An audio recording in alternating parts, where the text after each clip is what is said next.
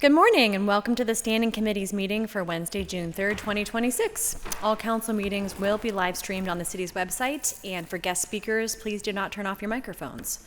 Our first order of business is roll call. Will the clerk please take the roll? Mr. Charland, Mr. Coghill, Ms. Gross, Mr. Lavelle. Here. Mr. Mosley. Here. Ms. Salinetro. Here. Ms. Warwick. Here. Mr. Wilson. Ms. Strasburger, Chair. Here. 5 members present. Thank you. Our next order of business is to amend the agenda. Can I have a motion to amend the agenda? So moved. Second. All in favor? Aye. Agenda is amended. Our next order of business is public comment. I would like to remind all speakers that the rules of council state that comments are limited to matters of concern, official action, or deliberation which are or may be before city council, and profanity will not be permitted. Please state your name and neighborhood for the record, and you will have 3 minutes to speak. Our first registered speaker is Dr. Ronald Lynn Miller.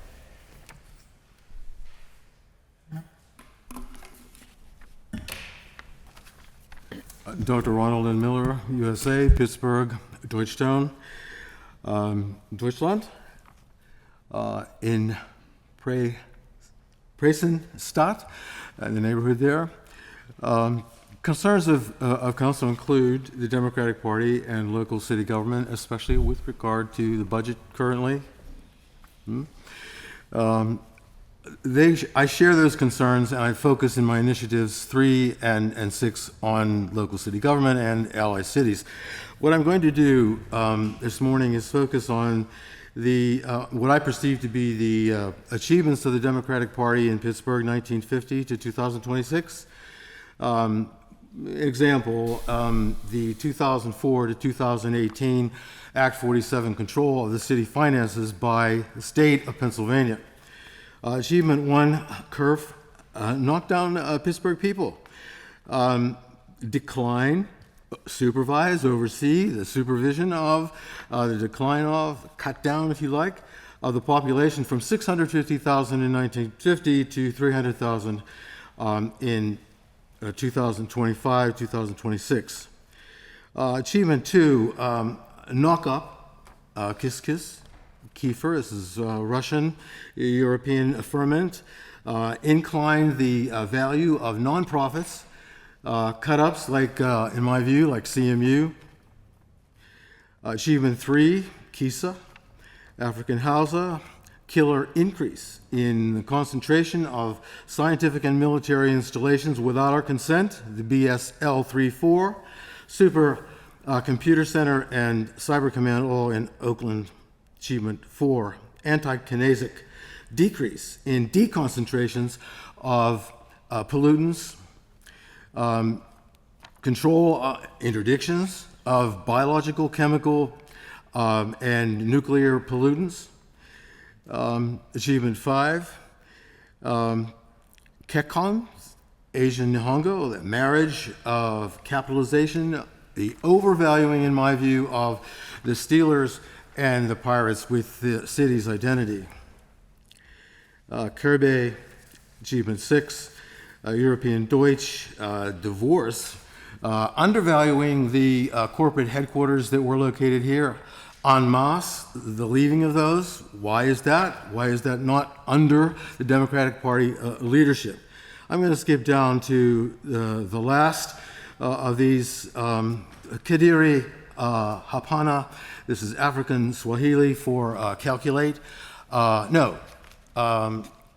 The budget disaster of 2004 to 2018 is compounded now by the debacle of the budget right now. Thank you. Our next speaker is Chief Ikahana Halmakina.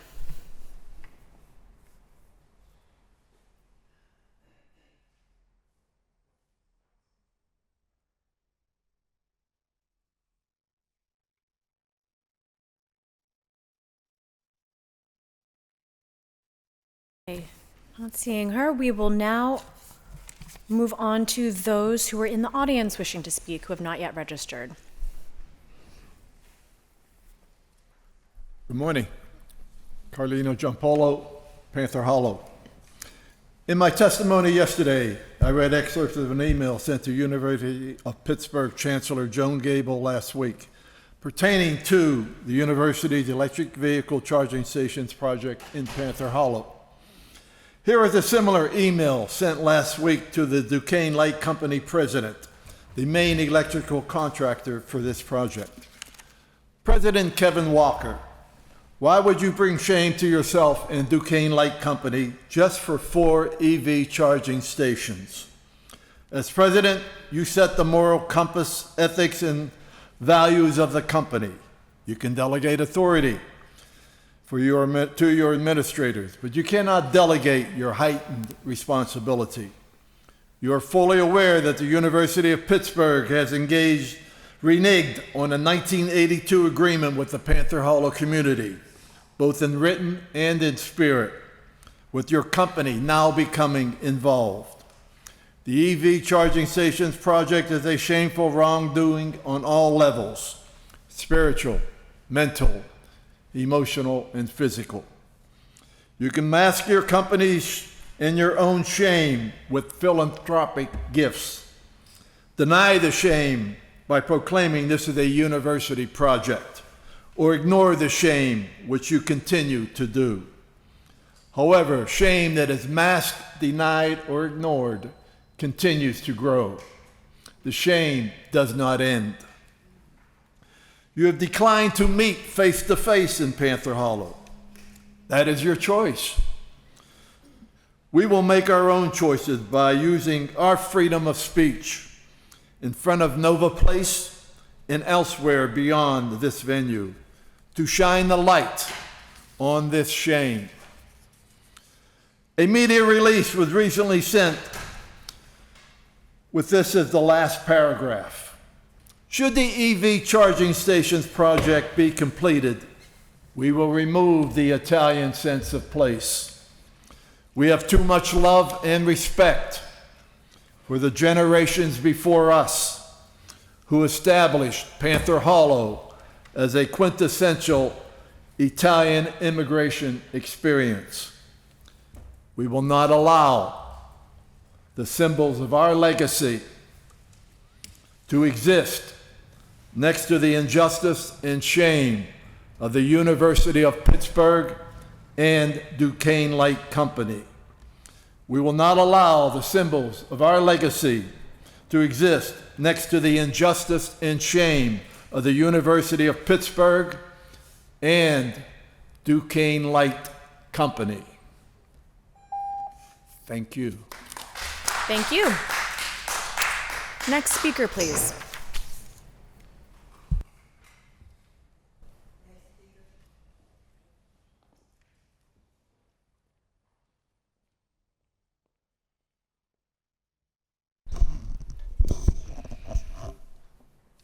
Good morning, Council. My name is Unique Brown. Today, I am going to continue speaking about our veterans and the families who simply want to honor them.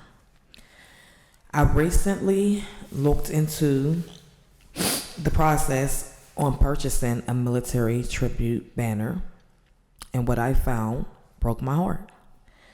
In the Hill District, families are being asked to pay $449 for a banner displayed from Memorial Day through Veterans Day 2026. Yet in nearby communities, the cost is much lower. West Mifflin is about $70, Dormont is about $100, Findlay Township is about $110 to $140, South Fayette is about $145. So I have a simple question. Why does it cost so much more for some families to honor the people they love? And when I search for the banner programs in Homewood, Hazelwood, Penn Hills, I could find little to no public information about how families can participate. Why is it so hard? Many of these communities are working class and low income communities. Everybody knows that families already are struggling to pay rent, buy groceries, and keep the lights on. Yet, if they want to honor their a veteran, a father, a mother, a grandfather, a grandmother, sister, brother, they are faced with barriers that other communities don't seem to face. The battlefield did not care where our veterans came from. It did not care about a zip code. It did not care about their income. Every veteran took the same oath. Every veteran served the same country. Every veteran made sacrifices for all of us. Some never came home the same. Some never came home at all. And for many families, that banner is more than a picture on a pole. It may be the only public recognition their loved one will ever receive. It may be the only place where a child can point and say, "That's my grandfather." The only place where a daughter can show her children the face of the man who served. The only visible reminder that a family sacrifice mattered, just like everybody else's family sacrifice matters. Because we're not just talking about decorations. We're talking about people's lives, their service, their sacrifice, and their legacy. I guess because our communities don't look good enough, the poles don't need to be decorated. At least y'all can do that. Y'all don't want to do the streets. I see y'all kind of fixed Bedford, thanks. But go on Webster or Wiley or whatever by Jay's Lounge, and Thank you very big, much. gigantic, messed up Thank you. Your pothole time that has needs to be expired. fixed. Thank you. Next speaker, please.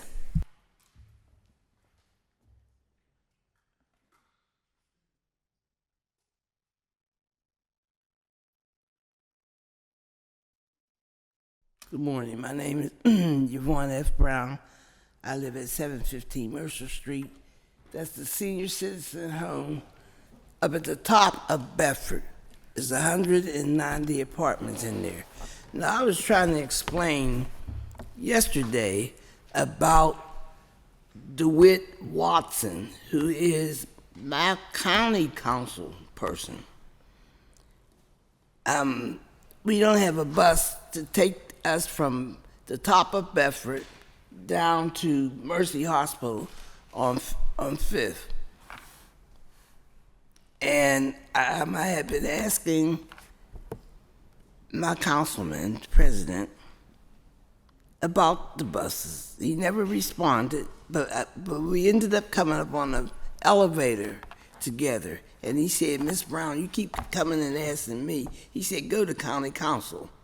I explained to you that I went to county council, and when they asked DeWitt Watson, would he call Port Authority or write a letter, he screamed and hollered, "No, can't nobody come and tell me what to do in my community."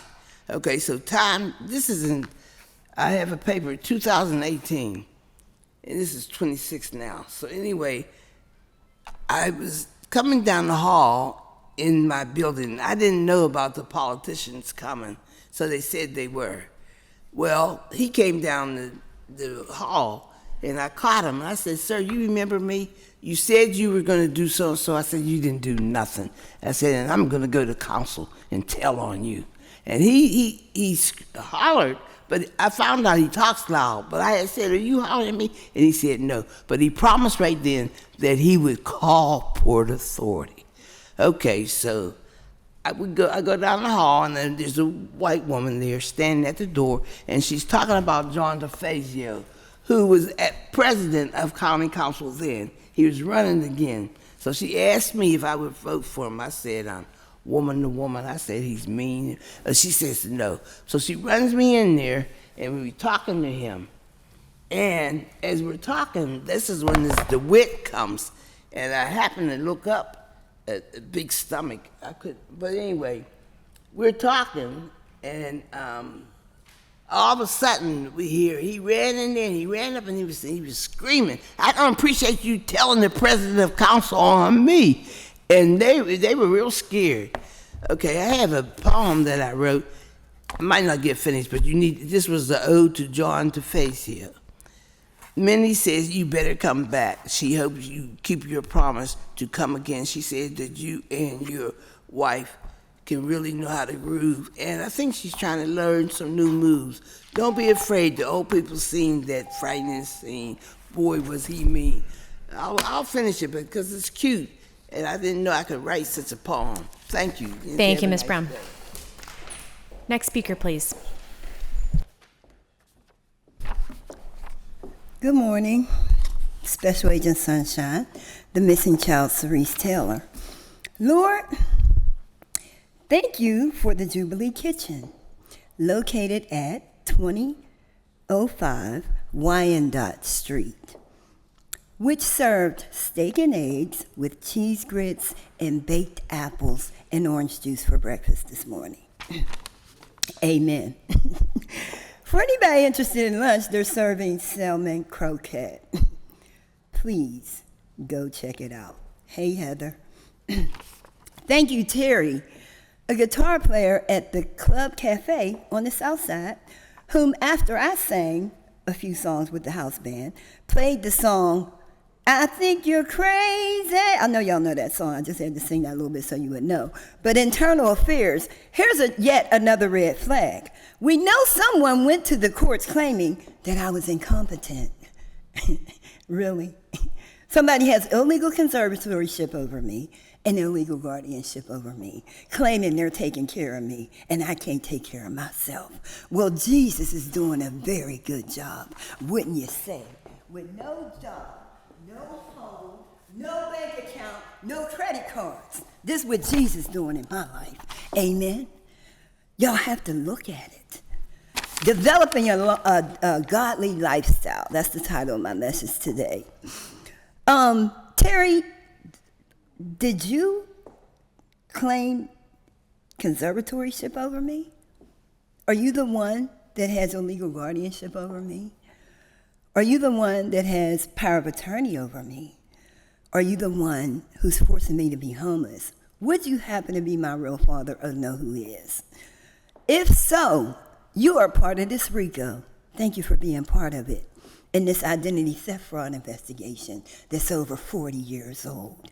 Has a lot of missing parts and people attached to it. Lawyers, judges, Mosley, who claims to act like he don't know what I'm talking about, but he knows who my uncle is, whoever that is. Are you my real father, Mosley? Was your father my grandfather, Mosley? The truth is going to come out, and when it does, hold on to your seats. To develop a godly lifestyle, Paul warned us not to be conformed to the pattern of this world. And I am not, and I will not. I'm creating a project called A Night of Sunshine all over the world. And when it's time for me to go, I promise you, God is going to make sure that I do. In Jesus' name, I will continue to pray. The thought for today is I choose to trust and believe the promises in God's word. He keeps his promises. Amen. Thank you. Next speaker, please. Are there any further speakers? Seeing none, we will move on to the standing committee's agenda. Our first committee is the Finance and Law Committee. We have deferred papers. Bill 39, ordinance directing the Allegheny County Board of Elections to place before the qualified voters of the city of Pittsburgh at the 2026 May primary election a referendum question. Shall the Pittsburgh Home Rule Charter Article 3 legislative branch be amended by changing the budget approval rules to ensure timely passage at the end of the legislative session? Excuse me. Motion to hold 4 weeks. Second. Discussion? Sure. We're working with the administration. They believe we can actually make these changes appropriately via the ordinance as opposed to having to go the referendum route. With everything that has occurred, we just haven't had the opportunity to sit down and really write it out. So I'll commit to do that over the next few weeks. Further discussion? Seeing none, all in favor of a 4-week hold on Bill 39, please say aye. Aye. Aye. Bill will be held. New papers, Bill 537.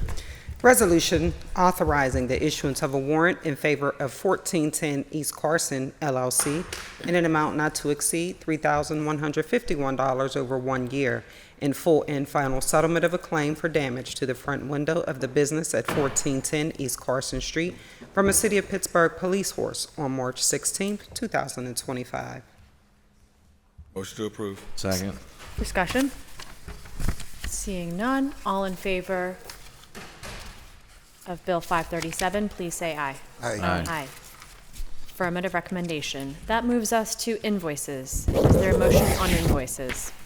To approve. Second. Discussion? Seeing none, all in favor of invoices, please say aye. Aye. Aye. Invoices are approved. That takes us to P cards. Is there a motion on P cards? Motion to approve. Second. Discussion? Seeing none, all in favor of P cards, please say aye. Aye. Aye. P cards are approved. That takes us to Public Safety and Wellness Committee, chaired by Councilman Coghill. Bill 527, resolution authorizing the issuance of a warrant in favor of International Trauma Life Support Penn, Ohio, in an amount not to exceed $8,100 for trauma and life support certification necessary to the mission of the Bureau of Emergency Medical Services. Motion to approve. Second. Discussion? Seeing none, all in favor of Bill 527, please say aye. Aye. Affirmative recommendation. Bill 528. Resolution authorizing the mayor and the director of the Department of Public Safety to enter into an agreement or agreements with the United States Department of Agriculture for services relating to a cooperative wildlife damage management program for white-tailed deer for a sum not to exceed $103,132.88 over 1 year.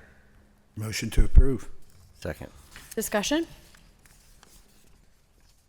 Seeing none, all in favor of Bill 528, please say aye. Aye. Affirmative recommendation.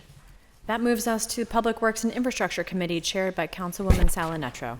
Deferred papers, Bill 414, resolution authorizing the mayor and the director of finance on behalf of the city of Pittsburgh to enter into an agreement or agreements or amendments thereto with various parties for the purpose of accessing city property while certain railroad crossing at Lockway East and Lockway West, Council District 7, are being upgraded or removed at no cost to the city.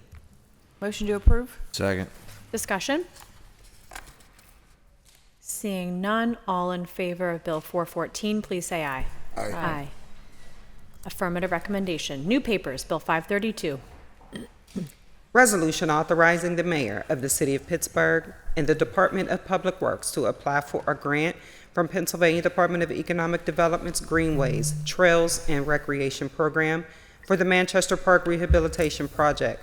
The grant proposal includes an ask of $250,000 with a local match of $37,500 for a total grant project cost of $287,500 for this stated purpose. Motion to approve? Second.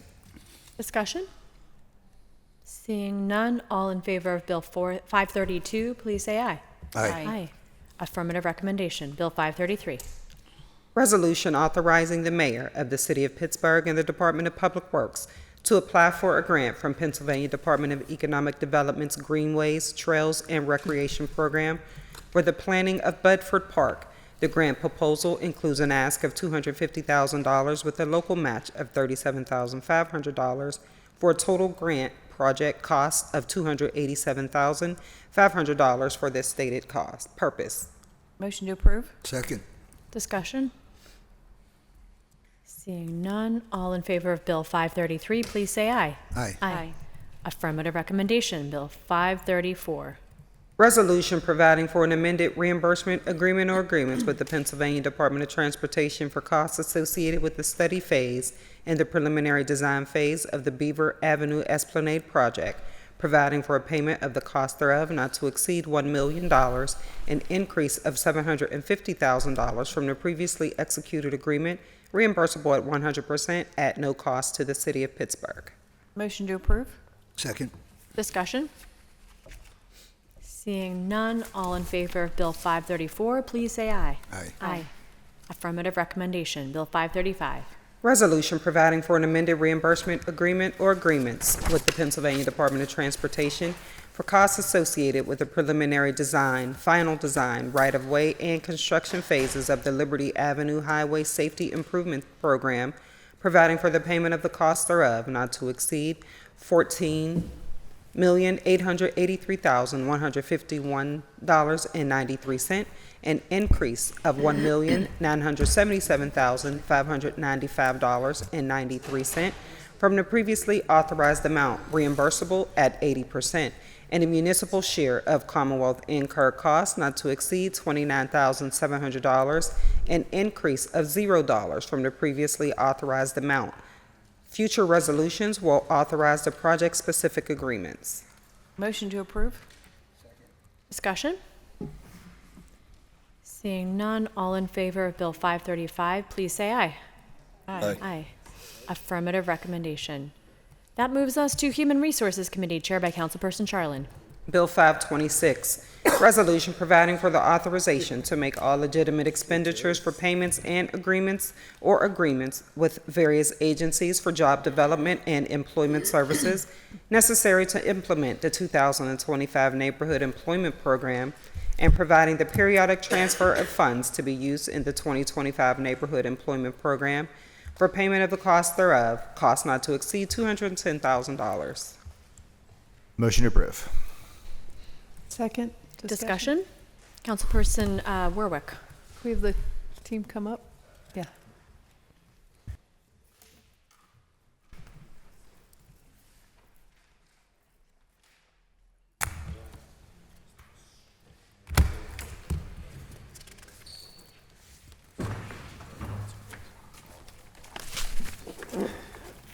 Good morning. I'm Chris Barnes. I'm the Youth Program Supervisor for the City of Pittsburgh. And I'm Diane Lipinski. I'm the Fiscal and Contracting Coordinator for the city. Yeah, so I just wanted to, I'm excited about the program this year. I just wanted to give you a chance to talk about updates and new locations and all that good stuff. Yeah, so the way the neighborhood employment centers work is we go into already existing employment programs and we use a reimbursement system to help improve said programs. So this year there was an RFP process. I believe 13 applied. We took the top 6 based on scores from outside counsel. The 6 employment programs this year are Pittsburgh Community Services, the Kingsley Association, East End Common Ministries, Davis Consulting Solutions, Bloomfield Garfield, and the Carnegie Library on Forbes. So we've actually spent the last 2 weeks going into each and every one, seeing what they got going on, getting all the paperwork figured out with fiscal and the contracts and everything. And next week, they finally will get to meet as a network. And it's designed for them to lean on each other as a network if there's job fairs or any employment opportunities they might have throughout the city. And at that meeting, they'll be introduced to Devin Talaferro, who is the talent acquisition for the city. So we'll give them a streamline to city opportunities and anything the city may want to co-op with them on. Great. And as far as locations, do we know where they're going to be located? They're all at their actual organizations. Oh, okay. Yeah. Okay. Got Yeah. it. Got Mhm. it. So, all right. That sounds good. I know. Well, one of them is in Hazelwood, so Yes. that's why I'm very We excited. were there. Yes. Yeah. There last week? Yes. Okay. And the nice thing about the one in Hazelwood, they're always on the move. They go everywhere, so that's a nice part that they provide. So, Okay. Great. Well, that's all I have. So thank you. Just very excited for, Thank you. Further discussion, Councilman Coghill.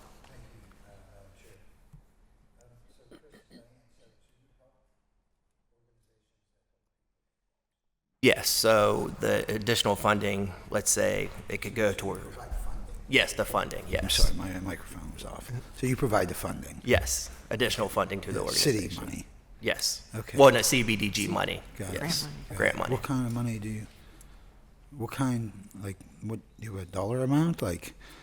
Each one was awarded $35,000 Okay, from this, and then okay. we had money left over before. So technically, this year they get $47,666. Oh, so you give away the portion that was left over from last year as well? 2 years. Yeah, it was 2 years. years, We had a okay. prior agreement where it didn't work out So with they the get a contractor. $47,000, Yeah. Normally it's Boost. 35,000. Right, But we right. divvied up the extra. and they use that however they feel fit to. Could help with salaries, Right, right. computers, phone, whatever And they. you feel. actually visited Yeah. All these organizations? Yeah, we are just at all 6 of them. Yes. Good. Well, they must be doing well, right? Yeah, and like I'm looking forward because we have some new ones, and I think they can bring a lot to the network. So when they all get together next week, I really The jobs across the spectrum, or is it yeah, whatever everything they're and doing anything, within right? their Yeah. organization. Yes, Okay. Great. How long have you been in existence? long before me. I've been here, right, I've been with the right. city for over 24 years, and this program has been Yeah, there is that that long. right? Yeah. Great. So They help city residents. yes, only city. Yeah. Okay. Great. Okay. Thanks. Sounds like good work, son. Yeah. Thank you. Thank you. Thank you. Further discussion? Seeing none, all in favor of Bill 526, please say aye. Aye. Affirmative recommendation. Thank you very much. Thank you, guys. Well, thank you.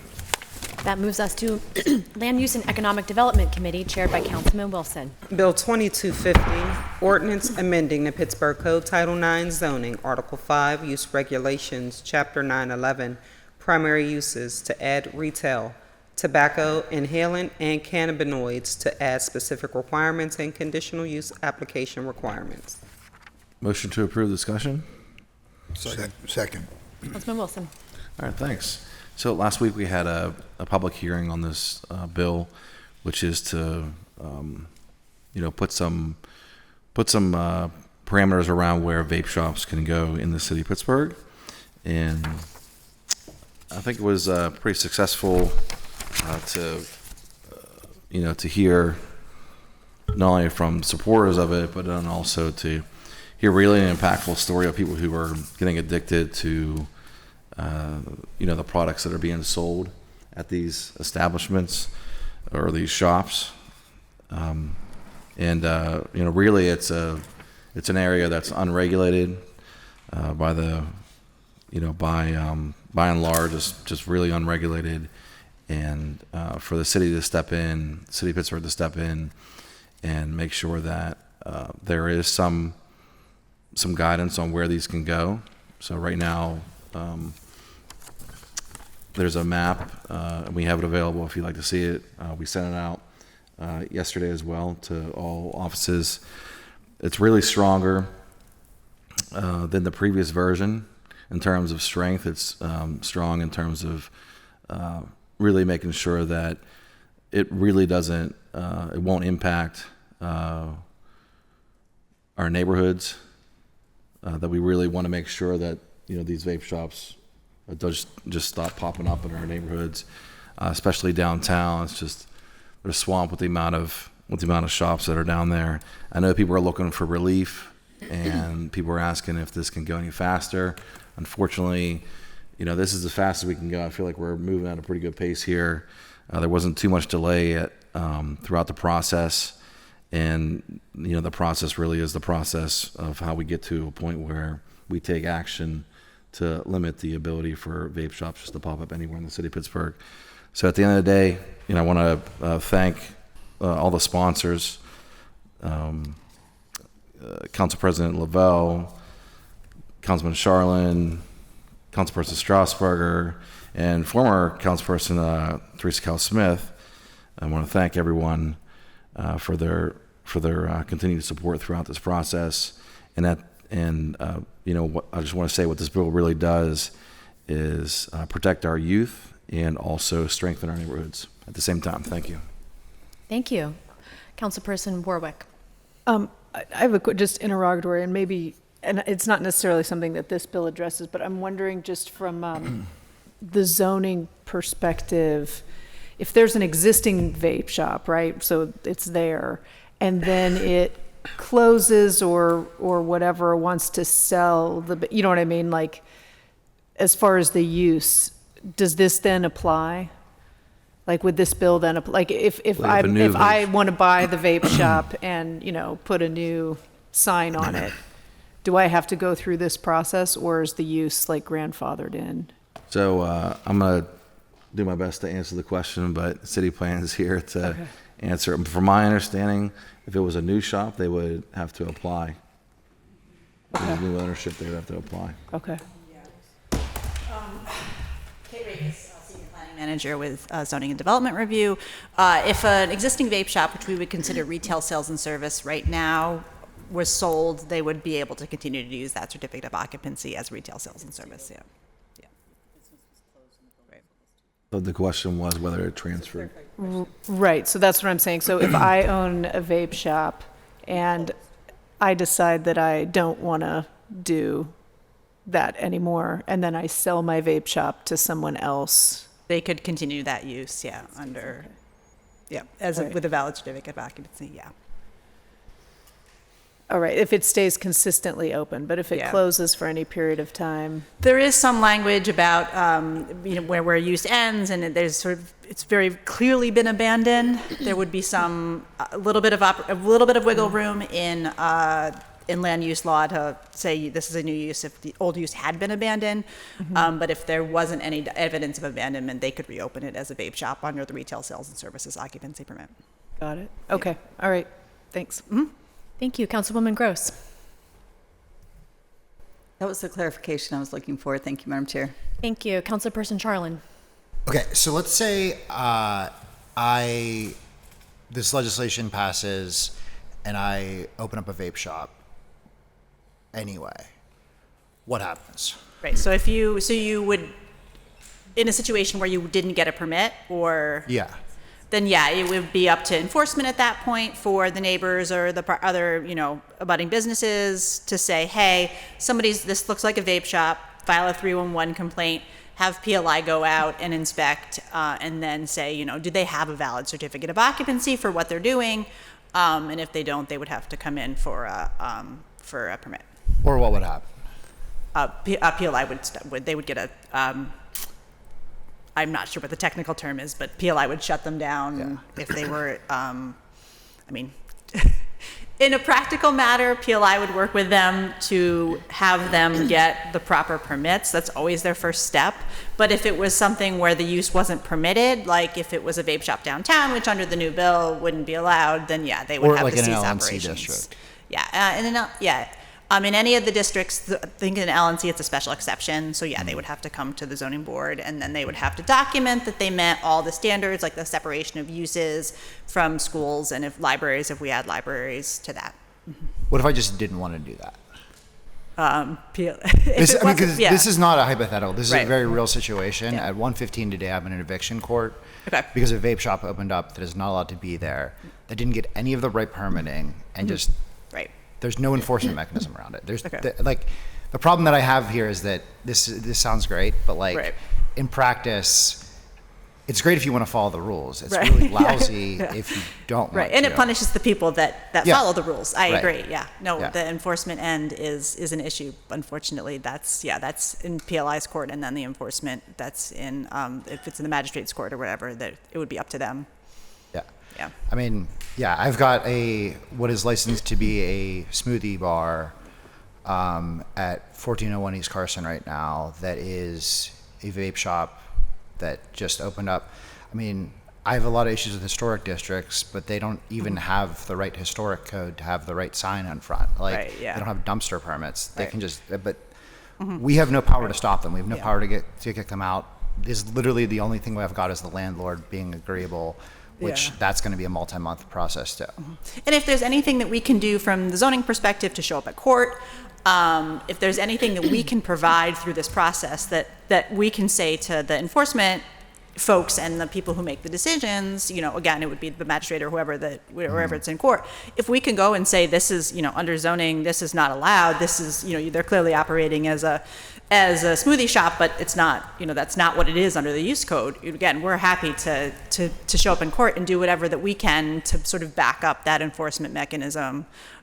Because it's completely unfair if their folks aren't following the rules, especially for the people that are following the rules. Yeah, the unfortunate reality is that court date won't be scheduled until September. Yeah. Yeah. So it'll have been the whole summer that this illegal operation is Yeah, it's existing. frustrating. I don't. Yeah. Yeah. Yeah. Okay. Yeah. Thank you. Thank you. Any further first round?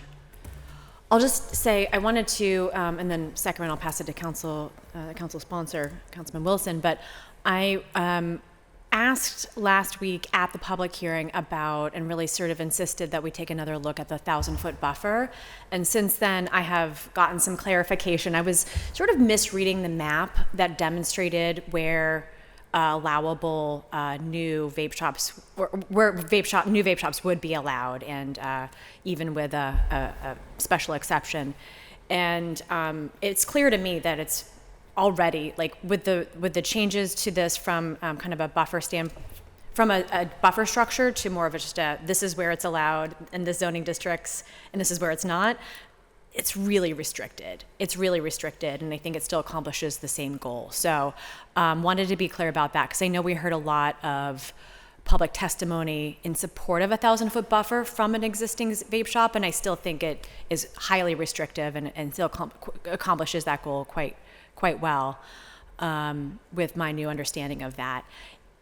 Second, I'm in the same boat as, at least just with one vape shop, as Councilperson Charlin just mentioned, and like an owner of a building evicting the tenant who is the vape shop owner, and they've still been operating for at least a year since that eviction notice.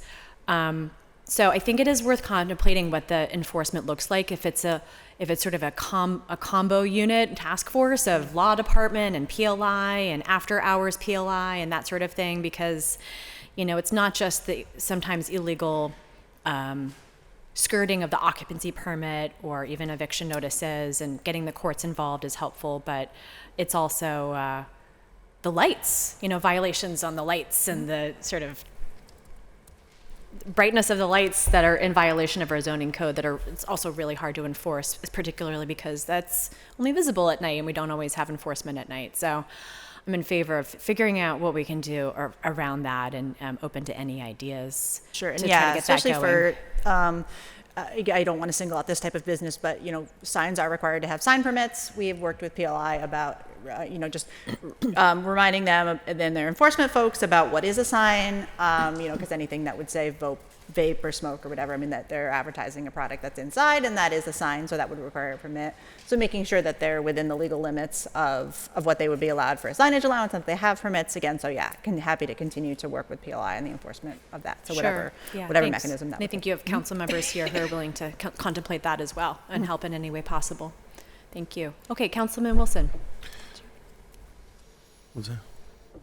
Oh. Yeah, I know that it feels, I had two things. One is just, I just wanted to kind of address the conversation around, where, this really hurts the people who want to follow the rules.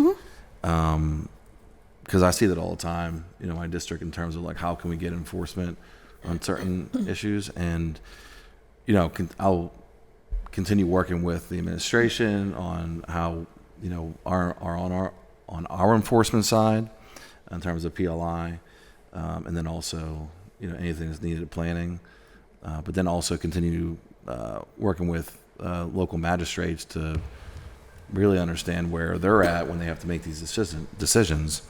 But ultimately, like, the vote here is doing our job from the council side, and that's, I think, an important step that we're making, and that, when the public asks us to respond, and that this is the response, that we're doing our job here, and that everything else down the line, it's not just, well, whatever. It's that our job then is to continue to, strengthen those ends if we can do it in the budget in terms of PLI, and really, what's left to do is in the court's hands, and that's a whole separate body of individuals that are accountable as well. So looking forward to at least getting done what's our job to do here in City Council. Thank you. Oh, I said I had two things. Yeah. Second thing is to give a big thank you to my staff, especially Morgan Morton, my legislative aide, for all the work and the good, just the good work that's been happening. I know, there was a lot of questions as to the map and going back and forth on some of the language, so I really appreciate her attention to detail on that matter, and just wanted to say thanks. Thank you. Was there further discussion? No, I'll No. just. yeah. Okay. Further discussion from anyone? Okay. I want to also just mention, I thank you to Councilman Wilson and your staff for this great work, and I was proud to be a co-sponsor of this bill. So, seeing no further discussion, all in favor of Bill 2250, please say aye. Aye. Aye. Affirmative recommendation. And, sorry, did that get amended by substitution with the version that came over from Planning Commission? Just want to clarify. My understanding is that we amended by sorry. I thought we did that before the public. That's what I was about to say. Before the public hearing, If okay. I can say it. Okay. My understanding is we amended by substitution Okay, great. before the public. Yep. Thank you. Thank you to your new team as well. Thanks.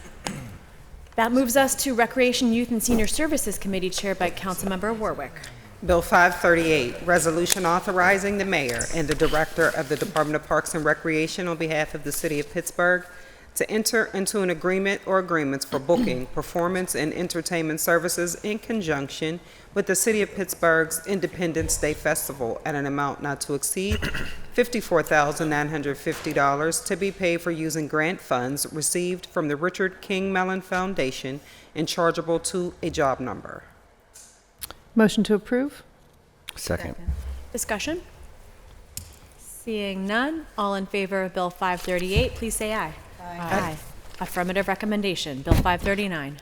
Resolution authorizing the mayor and the director of Parks and Recreation on behalf of the city of Pittsburgh to enter into a financial sponsorship agreement with Bank of New York Mellon Corporation valued at $50,000 for the 2026 City of Pittsburgh Independence Day celebration at no cost to the city. Motion to approve? Second. Discussion? Seeing none, all in favor of Bill 539, please say aye. Aye. Aye. Affirmative recommendation. That moves us to Innovation, Performance, Asset Management, and Technology Committee chaired by Councilwoman Gross. Bill 529, resolution amending Resolution 897 of 2024, authorizing the mayor and the director of the Department of Innovation and Performance on behalf of the city of Pittsburgh to enter into an agreement or agreements and amendments thereto with Granicus, Inc., in a form approved by the city's solicitor for website content management by increasing the approved amount by $394,636.27 for a total cost not to exceed $890,244.27 over 6 years. Motion to approve. Second. Discussion? Seeing none, all in favor of Bill 529, please say aye. Aye. Affirmative recommendation. That moves us to Intergovernmental and Educational Affairs Committee chaired by Councilman Mosley. Bill 530, resolution adopting plan revision to the city of Pittsburgh's official sewage facilities plan for 1208 Forbes Avenue at no cost to the city. Motion to approve. Second. Discussion? Seeing none, all in favor of Bill 530, please say aye. Aye. Affirmative recommendation. Bill 531. Resolution authorizing the adoption of the Downtown Pittsburgh Transit Revitalization Investment District Implementation Plan and related agreements, Council District 1. Motion to approve. Second. Discussion? Councilman Wilson.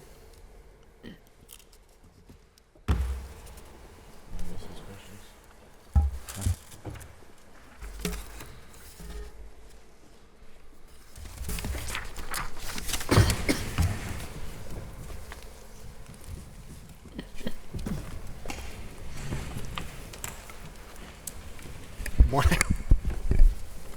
Morning. Morning. Good morning. Morning. Good morning. All right, good morning. Morning. You all introduce yourselves? Yeah, sure. Good morning. I'm Catherine Murray, Director of Government Affairs for the URA. I'm Tom Link. I'm the URA's Chief Development Officer. I'm Leah Matthews. I'm a Senior Project Manager at the URA. Good morning. I'm Matt Singer, Deputy Chief of Staff to the Mayor. Can someone give us a rundown on what we're looking at here? Yeah, of course. I'll do that. Yeah. Seems like a fairly decent big vote here. That we It's should a big talk vote. about. Yeah. Yeah. Appreciate that. I appreciate that.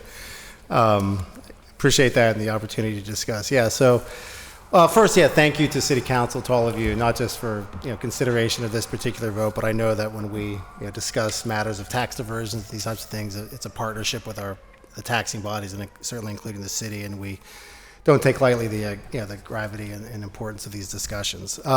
So today, what this discussion and this legislation, it relates to and I think for the public watching, it's important to sort of educate on this, a downtown TRID. So TRID is an acronym for Transit Revitalization Investment District.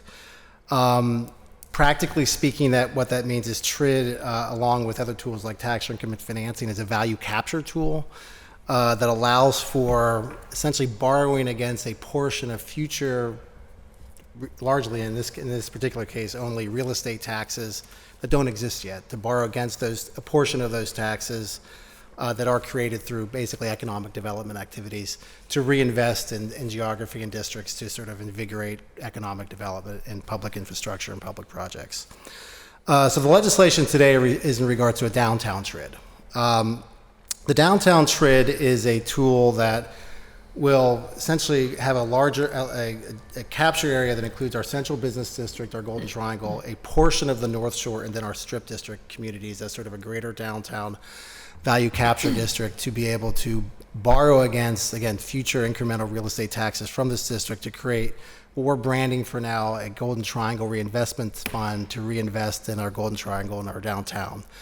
That reinvestment would include public infrastructure, transit infrastructure, public realm improvements, support of small business district improvements, and also supporting real estate development, and specifically, I think in the near term, the conversion of fallow and vacant office buildings into housing for our city.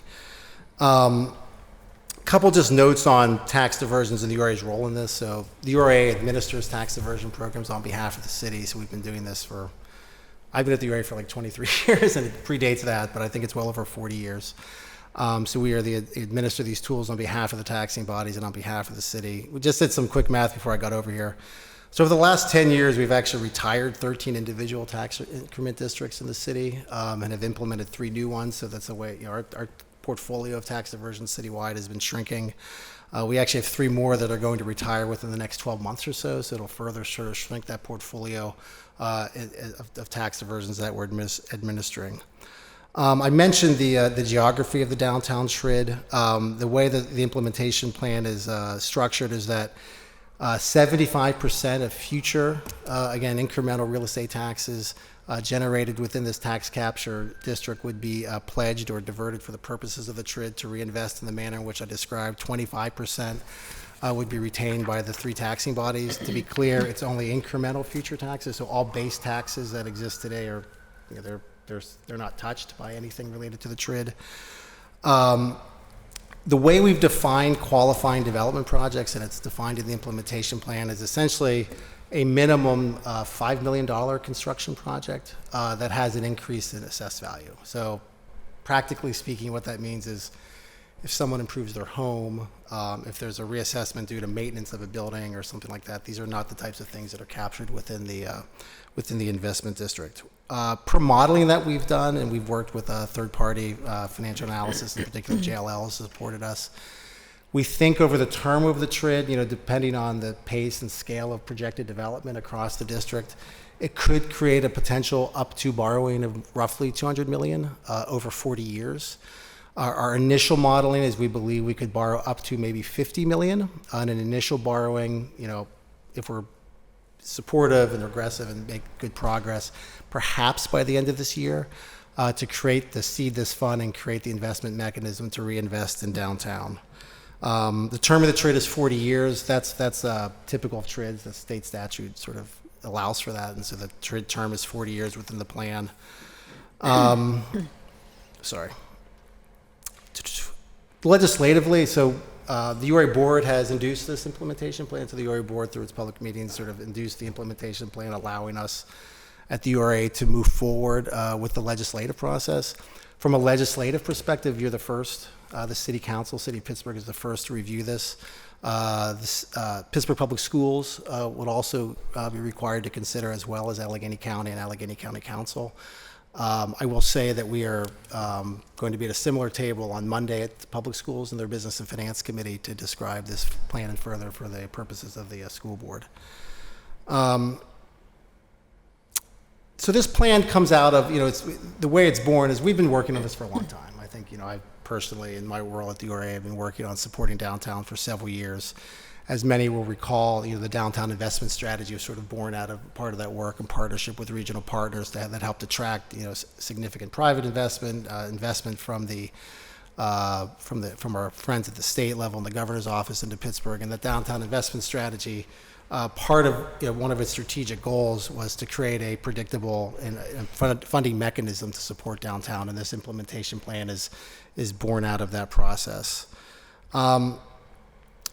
I won't get too much into why downtown. I'm happy to talk about that, but I'm sort of a visual person and thinking about this holistically. When we think about downtown Pittsburgh is our it's our primary tax base, and I think we understand that there was an article in the Post-Gazette a couple of weeks ago. Our analysis is that it represents, I think, 20% of the city of Pittsburgh's taxable value in the city, but it only represents less than 5% of the land area. So increases and decreases in that value within downtown have pretty significant effects on sort of the overall ability for tax payment essentially for the city and for the region. Downtown is overbuilt with office. There's an overbuilt of office supply. I have lots of data points. I won't spout them here, but roughly right now our downtown portfolio is about 66% office. I think it's 20% or so housing, and then 15% sort of play, recreation. So there's a lot of office. Optimal balance should probably go like 45, 40, 15. So there's work to be done to sort of rebalance that.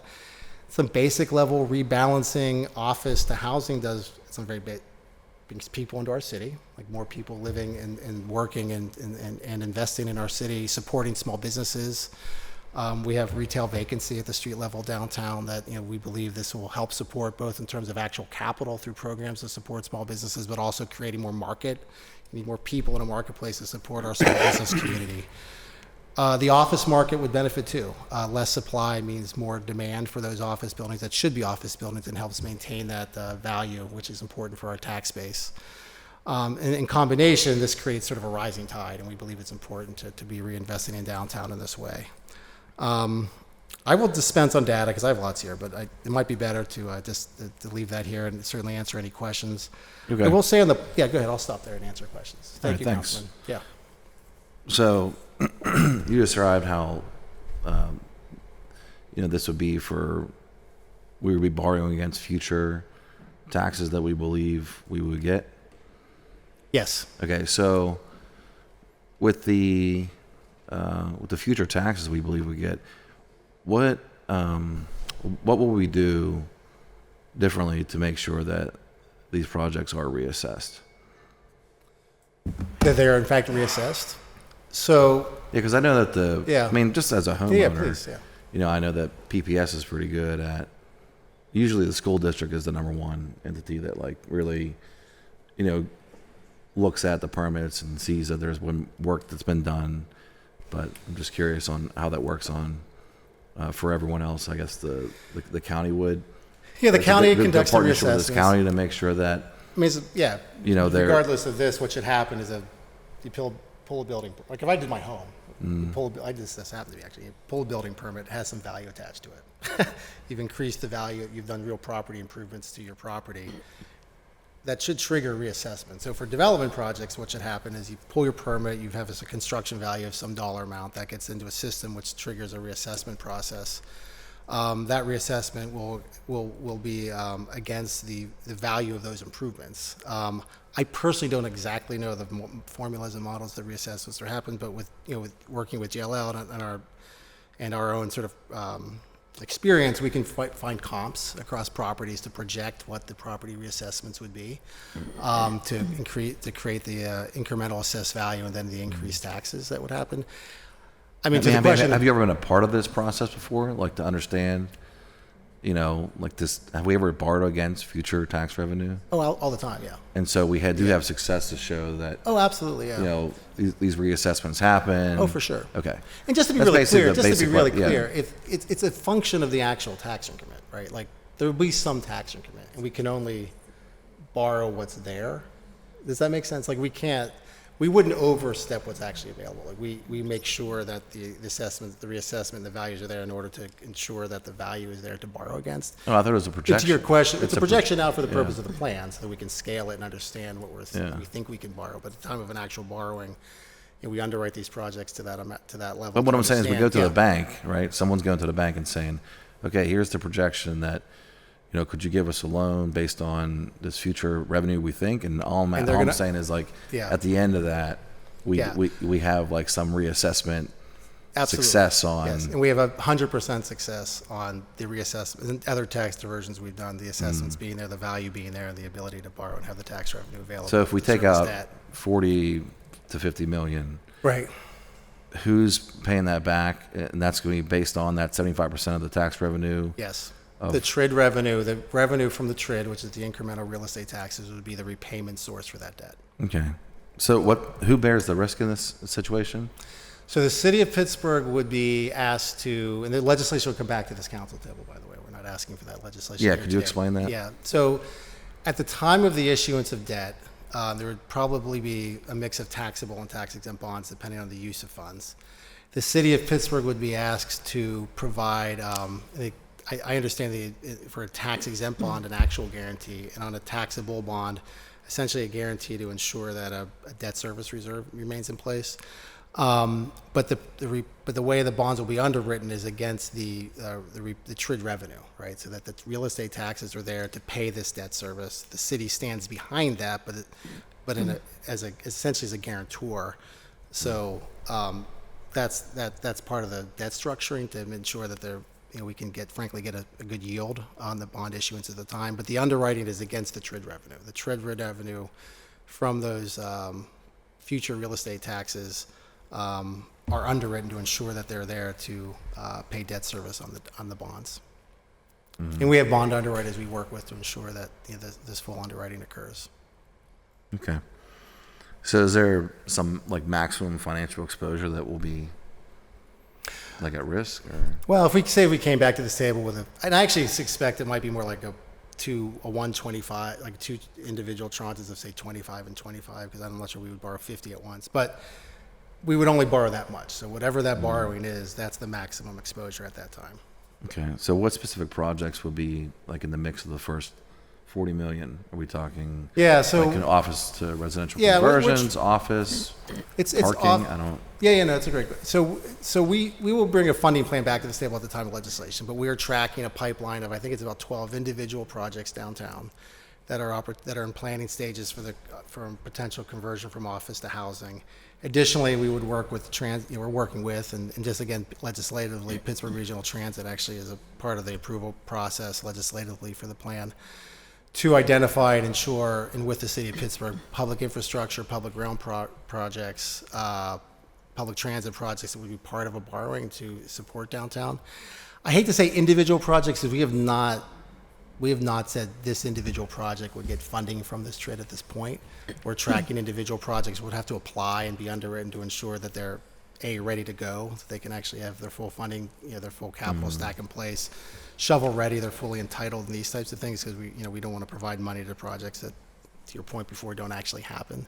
So I hate to point out a specific project because that would indicate that we've sort of earmarked it for a specific real estate project. But there's, we're tracking 10 to 12 right now that are in planning stages downtown that I think are candidates for this funding and would be, we would underwrite those as we move through this, and certainly before borrowing and certainly before dispersing monies to those individual projects. But yeah, but largely these are, some basically we probably read about most of them, but projects downtown that are vacant and fallow office buildings that are in various planning stages to be converted into, largely housing development. There's two important points I didn't ask about that I should That's on okay. the front end. That's okay. I read this in the report, but I think it's 40-year term. 40-year term of the TRID, yes. So our vote here would be to open this up for a 40-year period. Yes. And what are the in terms of where the lines are on the map? It goes. So downtown. Golden Triangle, Central Business District. Mm-hmm. A portion of, we have a map here, but a portion of the North Shore. Mm-hmm. And then the Strip District, all the way up to, I believe it's 30 31st Street. So that's the boundary of the TRID boundary. Okay. And then, And just to be clear, this is a nuance, but there are some individual parcels within the boundary that are existing TIF districts that are not included. So as an example, the produce terminal is pulled out of this boundary. And some have asked this, you haven't asked this here, but the Manchester Chateau TRID is not included in this. That's outside of this boundary. the terminal's pulled out of this? I'm sorry? You said the terminal was pulled The out? Smallman Street TIF. There's a Smallman Oh, Street you're right, TIF right, district because within of the street the TIF. Yeah, district we did go over that. that's Okay. not a Yeah. large parcel, yeah. And then how does since this is a TRID, what transit improvements could people expect? Yeah, I would expect hardscape improvements, so improvements to boulevard streets. We've had very preliminary conversations about things like improving walkability, transit stops in particular, hardscape improvements to transit stops, lighting projects, these types of things that have a multimodal aspect to them. So they would be in a funding plan, just to be clear. But those are the types of projects I would expect. So we have some major throughways and public right-of-ways in our downtown that I think, I personally say, projects like Boulevard of the Allies could be something that needs work. There are other throughways that there's opportunities to reinvest in that infrastructure that the TRID could support.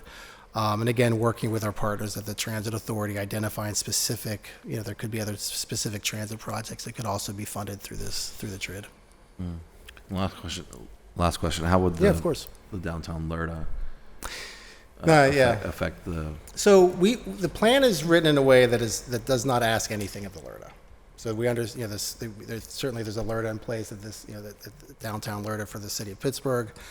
The county and the school district have a downtown LERTA in place. The way we are looking at this is that what sits here today exists, and the plan acknowledges that, and underwriting would include that in terms of whether or not LERTA benefits are or are not attached to an individual project. If LERTA changes, the plan would adapt to that, but the plan does not. It recognizes that LERTA exists, and it's underwritten in a way that the LERTA is in place and is not asked to be changed as part of this plan. Mm. Yeah.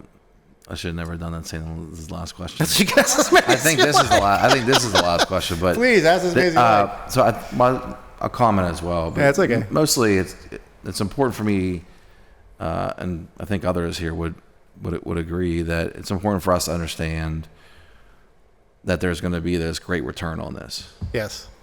And the calculation is that we borrow against this future revenue that we would get, and that somehow the return will be greater, or is this just to stabilize? Well, I would imagine it should be much greater. So in our experience that you asked about, is that calculation done then? Yeah, it's in the plan, and we've done some projections on this. In our experience, when we do tax increment financing in TRID districts, we're experiencing at least 10 times increase in real estate. And that's what you have written down? Yeah. 10 times? Yeah. I mean, that's what we can, again, it's subject to the projects actually, to your point, they have to come out of the ground, get reassessed, these types So of we give someone $5 million. Yeah, so we lend a project you're $5 underwriting million. I would project, expect it. you're $5 million. I'd expect it's no more than 10 times that is $50 million. At least 10 times that. So just one project. And one project. And we've done some in-plan studies. Like we expect if the full of the development pipeline were to happen, it probably creates at least 5,000. But how do you calculate construction that's jobs. $50 million? You said 10 times. That's our experience. And we would build it into guidelines too. So we usually. But that's just like a cumulative of because it's just not that, we don't get $50 million from any one building in tax revenue, but are you calculating over the length of time? Yeah, over time. Yeah. So I was actually, when you asked that, I thought you were talking about investment into that individual building. So we would expect that if we would put, as an example, $5 million into an individual building, at least 10 times that would be from private and other sources besides the TRID to help support that capital stack. Right. I mean, what we've been saying is the real goal here, I don't know if this is your goal, but the real goal that at least, in terms of have worked on the tax abatement bill for downtown, which is now for 20 years. Yeah. That since the state allows 20 years, we're in the 20-year period where they can get this tax abatement. Yeah. Is to really try to move, more than just public subsidies, because that's not going to get us to where we want to be. For sure. Because this is another subsidy that we're given to, people that want to build downtown, property owners, developers, and to boost that project, to fill a gap that you're gonna look at the books and see if that gap exists. Now, I would think the real goal is to get that private money to just fund these projects naturally and not have to continue to inject or give relief in terms of a tax abatement program or, public subsidy. And so I guess agree that'll be 1,000% largely in your calculation. Absolutely, I agree 1,000%. So in our underwriting of individual projects, it's not, if a project does not need the money, we wouldn't be compelled to, to provide money for an individual project. That's the goal. I agree with you completely. This should be a stimulus to improve a market, to help, fill gaps in projects, but over time, that need for that type of money should certainly dissipate over time. All right, Yeah. thanks. Yeah, of course, thank you. Thanks for your time on this. No, thank you for your questions. Thank you. Further discussion? I saw Councilman Coghill first and Councilmember Warwick. Thank you, Madam Chair. I think I understand, Tom. But, so we are borrowing the URA, and we will co-sign as a city of Pittsburgh, basically, to borrow off future residents, future property owners, future taxes coming in from this specific area. Real estate developer, taxes from from largely multifamily real estate development projects. Right. And when do we actually will be collecting taxes from these projects? So at the time of an individual project gets reassessed and their tax bill comes due, then the taxes would be collected at that time across all these projects. So to the extent there's a tax bill. So by the time you get the loan, we'll be collecting taxes from that to pay for the loan. Yeah, that's the goal here. Yeah. Okay. So yeah, we've underwritten this to be candidly, there's some specific projects that are in near term. And that's the idea. Right. There's a timing to that. And who do we use to borrow the money from? So we're in the borrow the money from. Yeah. Yeah. So we're in the process now actually of working with interviewing bond underwriters to help work with us to identify.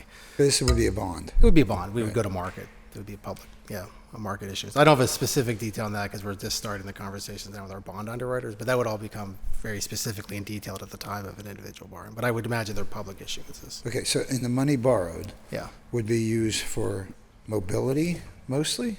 Or how to improve mobility? Or in public infrastructure. So infrastructure, streets. so you could reinvest some of that money into a new project? Yeah. A building, conversion.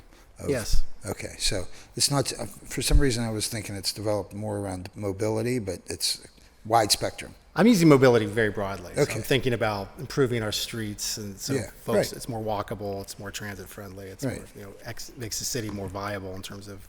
Right, so this money would be geared towards that. Right. And whatever other projects that it could help out in Right. this specific area. Right. Okay. The amount you're going to borrow, do we know? What we're modeling and what this plan describes is up to $50 million as an initial borrowing, and beyond that, there's nothing. That's the first borrowing that we're modeling right now. And the TRID will be in effect for 40 years. Yes. 40 years to be able to collect that and invest back into that same Yes. district. So the city wouldn't see that as part of their natural gains in our whatever capital or operating budget.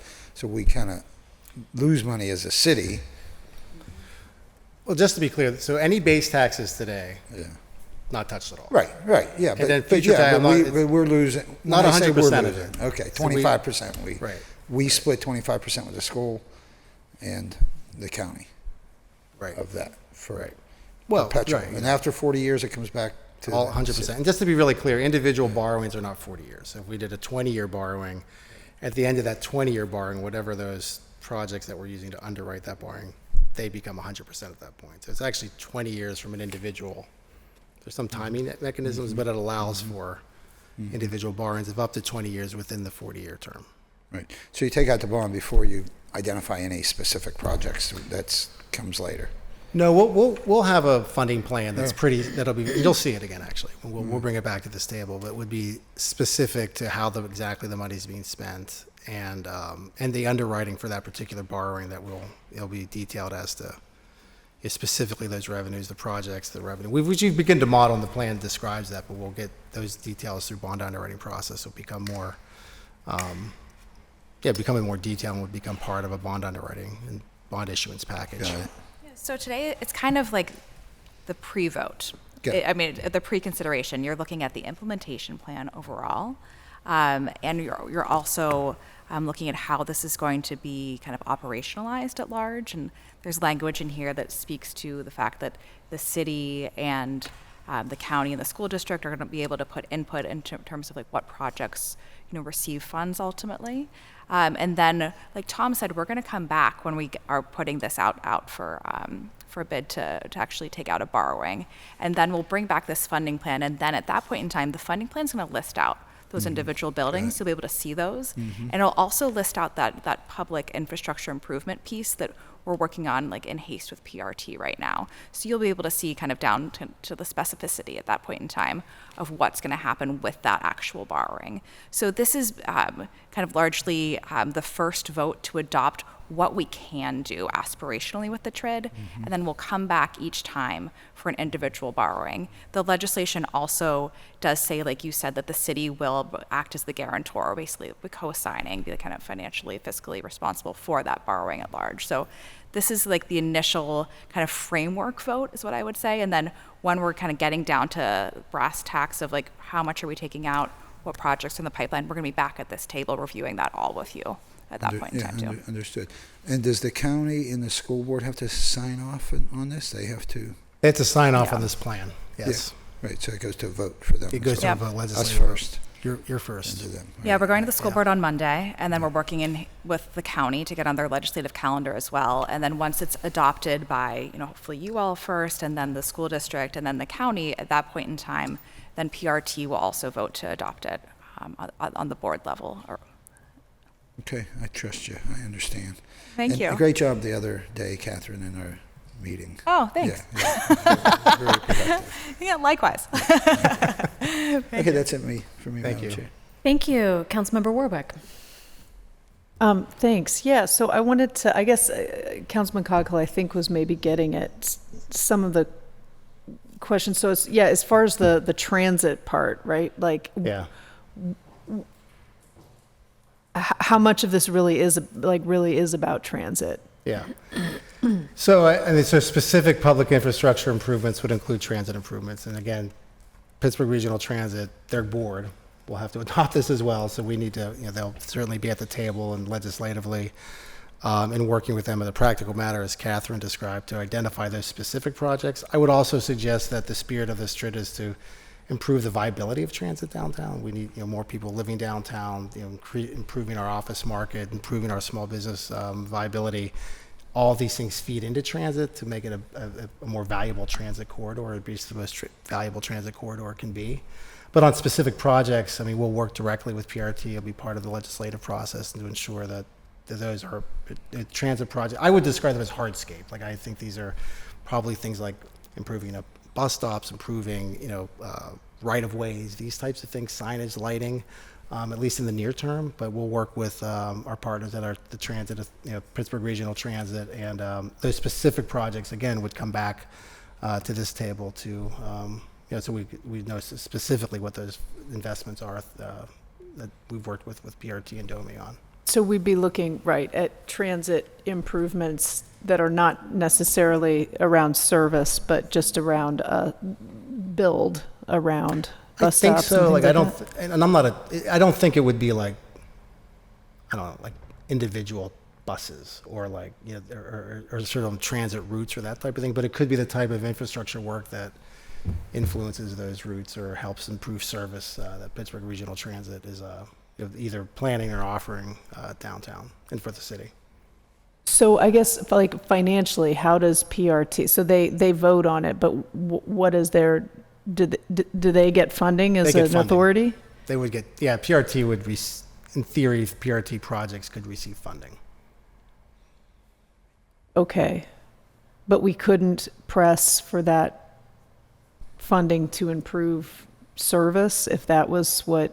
I don't know about downtown. In lots of places the issue, the issue is also infrastructure, but the issue is really service and reliability. So it feels like a conversation that could be had. I don't, frankly, it would be between the concern you're bringing up, and I think with PRT specifically, and we're happy to be at that table to help have that conversation. Okay, I was just kind of curious. And then my other question is, and now, my sort of the hidden reason that I'm asking this at all is, so in my district, Hazelwood Green has a TIF. Now so it sounded like from what that you can't, if there's already a TIF, you can't sort of lay a TRID on top of it or something like that. Yeah, I mean, there's generally, right, you can't add a TIF on top of a TIF. Right. You could work with an existing TIF and deal with that, but you can't I agree with your statement. So, I mean, because what I'm sort of, so it's like, so there was Hazelwood Green has a 20-year TIF that is now we're 13 years in. Right. But there's still lots of building to do, right? It's still the early-ish, teenage years, perhaps, of its evolution. Yeah. But transit is, of course, a huge issue for that one. And so that's why I was asking. Like, what, do you know what I mean? Yeah. Like, what is the transit part, or what can it be? What can it be used for? Yeah. Okay. Understood. Well, maybe that's just a further conversation. And then also, just generally speaking, so can this tool, can a TRID be used to revitalize like other neighborhoods? So this particular or TRID to encourage is for like, downtown. grocery stores and restaurants and housing and whatnot in other communities? So this particular TRID is for Well, this one's for downtown, right? But I mean, is that generally speaking, I would say TRIDs and tax value tools can be used for that type of work. I mean, a key element to any tax value, whether it's a TRID or a TIF, there has to be some, underwritten and believed future incremental taxes that are being generated that can be borrowed against. So it does, you can't do it. It doesn't work if there's not that happening. So that's a key component of any tax value capture. So to answer your question, in theory, yes, but TRIDs and TIFs require sort of that dynamic and sort of increase in real estate taxes to borrow against, essentially, to make those improvements. So but to answer your question, in theory, yes. So there has to be so you're saying there has to be like some developer interest in the area. We're having this opportunity zone conversation later today. It has to be development. I mean, some practical level, you need development happening that has some sort of substantial increase in value that creates a real estate tax increase event. And then that allows you to borrow against it. That has to be part of the dynamic of any tax cap, TIF or TRID is part of that equation. Do you think you could talk more about East Liberty and kind of the success of that? Yeah, I can talk about East Liberty. So, I mean, the first TRID, of course, in the city was East Liberty Transit Revitalization Investment District, which I believe it was the first in the state, and I believe it might still be the only one. We've become sort of like models of using TRIDs. But there was a similar concept. It was a sort of a district-wide value capture district, and there was a timing, frankly, there was a sort of serendipity of timing at the time of the creation of the East Liberty TRID in terms of there was development happening that we could model, that we could see happening, they were going to pay increased real estate taxes. And we could model that, not in a similar fashion that's been modeled here, to say, okay, we could borrow against some of this future real estate taxes to make improvements in the district that are important to the district, important to the neighborhood. So it helped fund things like, these are infrastructure projects, like the two-way conversion of Fence Circle, that the TRID helped pay for the completion of that. There's some park projects that were completed with that. We worked directly with the school district on some supportive infrastructure that were around Obama High School that the TRID helped support. Phase 2 of the TRID helped create an affordable housing fund, as an example, for that district that helps pay for affordable housing in East Liberty. So that's an example of that. But that was a district-wide. It's got a geography that's sort of broad, and there's projects within the boundary that we're able to borrow against, and then the TRID is able to invest those monies in a variety of sort of priority projects and activities within the district. And then that was actually my last question, just with the TRID for affordable housing. I mean, is that something that you can build into a TRID agreement, I guess? So here's the way I would think about it. So I'll say this. So the TRID itself will not specifically, in and of itself, require, it's not like it doesn't require affordability to itself. What I would say is that the TRID plan and the funding mechanism that we're creating, I think, is a really critical tool to advance affordability downtown. I would imagine, as we advance projects downtown,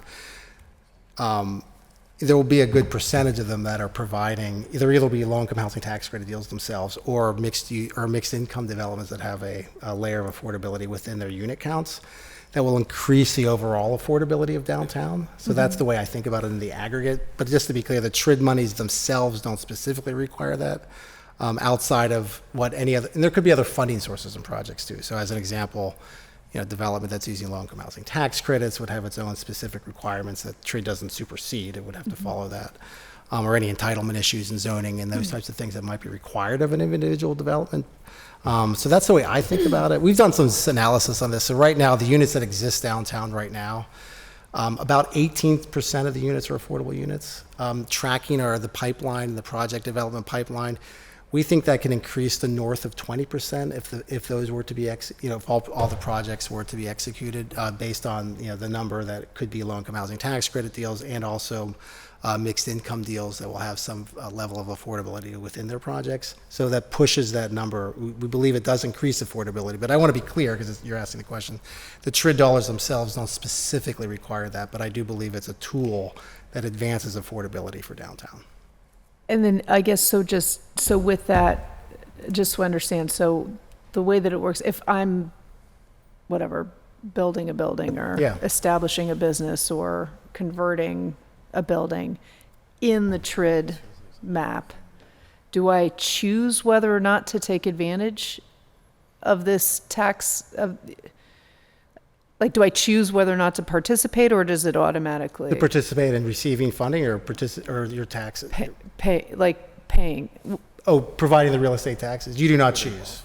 So we're not, the plan itself would those parcels within the geography that qualify as a pledged parcel automatically get pledged. You don't opt into it. Okay. From a use of funds, if you were saying, hey, I need some TRID funds to develop my project, that will require, then we come to you URA. have to ask at some basic level, and we have to underwrite it, and we have to ensure that the project A needs it, it's ready, and it meets the mission and goals of the TRID itself. Okay. Yeah. Okay, I think I understand. Thanks for the of course. learning. These are, we think about these all the time, and I appreciate that it's going to be. But anyway, I appreciate your questions. Thank you. Yeah, that's all for me. Thanks. Thank you, Councilwoman Gross. Thank you all. I guess first of all, let's just repeat kind of what is the timeline of public input and council action. So, it feels to me like even at this point in the approval process, there should be a public hearing. It may not be mandated by state law for TRIDs, but it still feels like this, as you said, this is really momentous. This is really big. This is diverting 75% of future tax revenue in a huge area of the city, right? It's not a couple of parcels, which some of the TIFs have been. And again, a TRID is just a TIF. A TRID is a TIF. It's tax increment financing. We're just giving up. We're relinquishing. This council is saying, take 75% of future tax revenue away from the general fund. We're letting it go. We're giving it to someone else to decide how to allocate. Not to pools, not to policing, not to DOMI, not to vehicles, not to other public benefit, but we're just giving it away for someone else to decide what to do with it. So that's the basic of what a tax increment financing and TRID is. And this one is proposed to be, if you can tell, I kind of hate TIFs and TRIDs. I voted yes on some, I voted no on some. So this would be, and again, to giving it away to a non-elected body, by the way, a committee. So this one is like all of the Golden Triangle and all the way up to 33rd Street. It's a really big footprint of not a former industrial site that has nothing on it, which Hazelwood was, a very large, 200, 300 acres, which you often see, and I think the original intent of the state statutes were to be, revitalizing brownfields, et cetera. Like, nobody's building anything here. Nobody in the foreseeable future has any intent of building anything here, so we're going to create this program like this to say that, it's blighted now, so we're going to divert to a committee to kind of reinvest in that footprint for basic infrastructure. Well, I'm sorry, this is the historic downtown and strip district of of Pittsburgh. It's been inhabited and had development, infrastructure, industry, housing, commerce for, I don't know, how many years are we up to? 250 years? A little more. So it's slightly different. I just think we should acknowledge that. This is not an empty former industrial site that is just, kind of bulldozed and just raw dirt. That's one thing. But let's go back to the process. So I thought I heard, this is the first time we're discussing it here. Did you expect to get a provisional vote today? No. Okay, good. Okay, so we are going to still hold this. I think this is, it feels like council members still have kind of, if we have questions about kind of what is being proposed, even how these mechanisms work, how a tax increment financing works, how a transit revitalization investment district, is that what it is? Thank you. Appreciate it. Then the public probably does too. So okay, so I'll get to more substantive questions. The map, and again, the public has the same packet we have. It's attached in Legislar, and I appreciate Ms. Murray emailing me, and I read the packet, but I didn't get back to it. I appreciate the opportunity to have asked some of these questions before now, but I think they're appropriate to have on the record. The map has the golden triangle colored in gold, but then the map extends up this way here all the way to 33rd Street. So the title of the district is proposed to be Downtown Pittsburgh TRID District, but the proposal on the table here is that every bit of new construction all the way up to 33rd Street would have 75% of its property taxes diverted. Did I say that correctly? It's a qualifying pledged parcel. That's the way the plan is structured, yes. So it would be within inside this map, but you turn the page to this chart of parcels. You said qualifying parcels. These are ones that would receive or pay? Pay. Only these, is this every parcel in the map? So the way the plan is, there's those parcels in the plan that are initial list of pledged parcels. There's a definition of the plan which could be a future pledged parcel. So the way it is defined there's a back door. The minimum threshold is a $5 million construction project. Okay. And a reassessment of some sort. Yeah. Okay, so the base now, I see it here in the section. Well, number 3, future pledged parcels. If the parcel exceeds a minimum threshold of $5 million in construction value. Right. So it may not be on this list today, but in 15, 25 years from now, if $5 million of construction were proposed on a parcel, then it would be added to the chart of where the taxes are diverted. But if it's you have a house, there are little historic townhouses in the strip district. And let's say that you were doing, even a $500,000 renovation to that would not in any way, shape, we'd get 100% of the tax bill from. I agree. The general fund would get 100% of the tax bill from the little town, the little homeowner occupied townhouse. So this is for large construction. And I think, Tim, you said, Tom, you said multifamily. You said I think in response to one of the questions, this would basically be diverting the property taxes from multifamily projects. That's a reflection of what we're seeing in the current development landscape. So most of the developments that are happening in the Strip District and downtown are multi-apartment buildings, for lack of a better term. Because offices have the market has collapsed. The offices that were built are empty, a lot of them. No? Are you asking me if I am. office buildings are Yeah. empty? Yeah.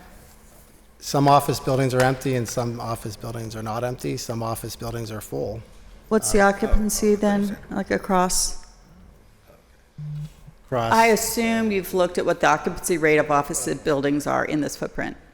Yes, I think we follow the PDP's dashboard. It's rough, it depends on the building. Some buildings are completely vacant, but I think broadly in the market, it's trending between 80% or so.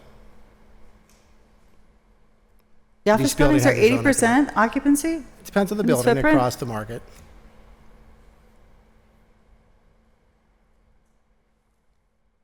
And I'm wondering why their downward reassessments were granted by the County Board of Appeals. Sorry? So, yeah, I mean, I actually think that's an open question. I don't know. Derogatory? Yeah.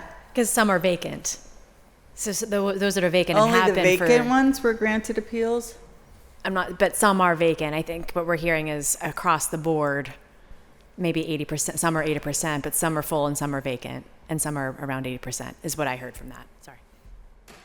It's kind of a finite list, right? We're looking about one specific footprint. There are only so many offices. I think someone out there who's got more time on their hands for these kinds of research questions, it would be really great to just look at the itemized list in these parcels, not just the ones proposed in the TRID, but in basically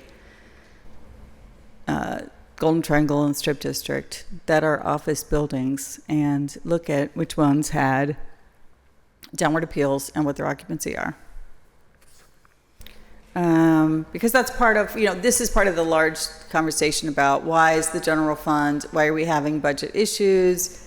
We had a drop off on property tax revenue already, right? Because our property tax revenue, especially because of the central business district, is down. And the same thing affects the county, the same thing affects the school board, the same thing affects most cities our size across the entire country post-COVID because of office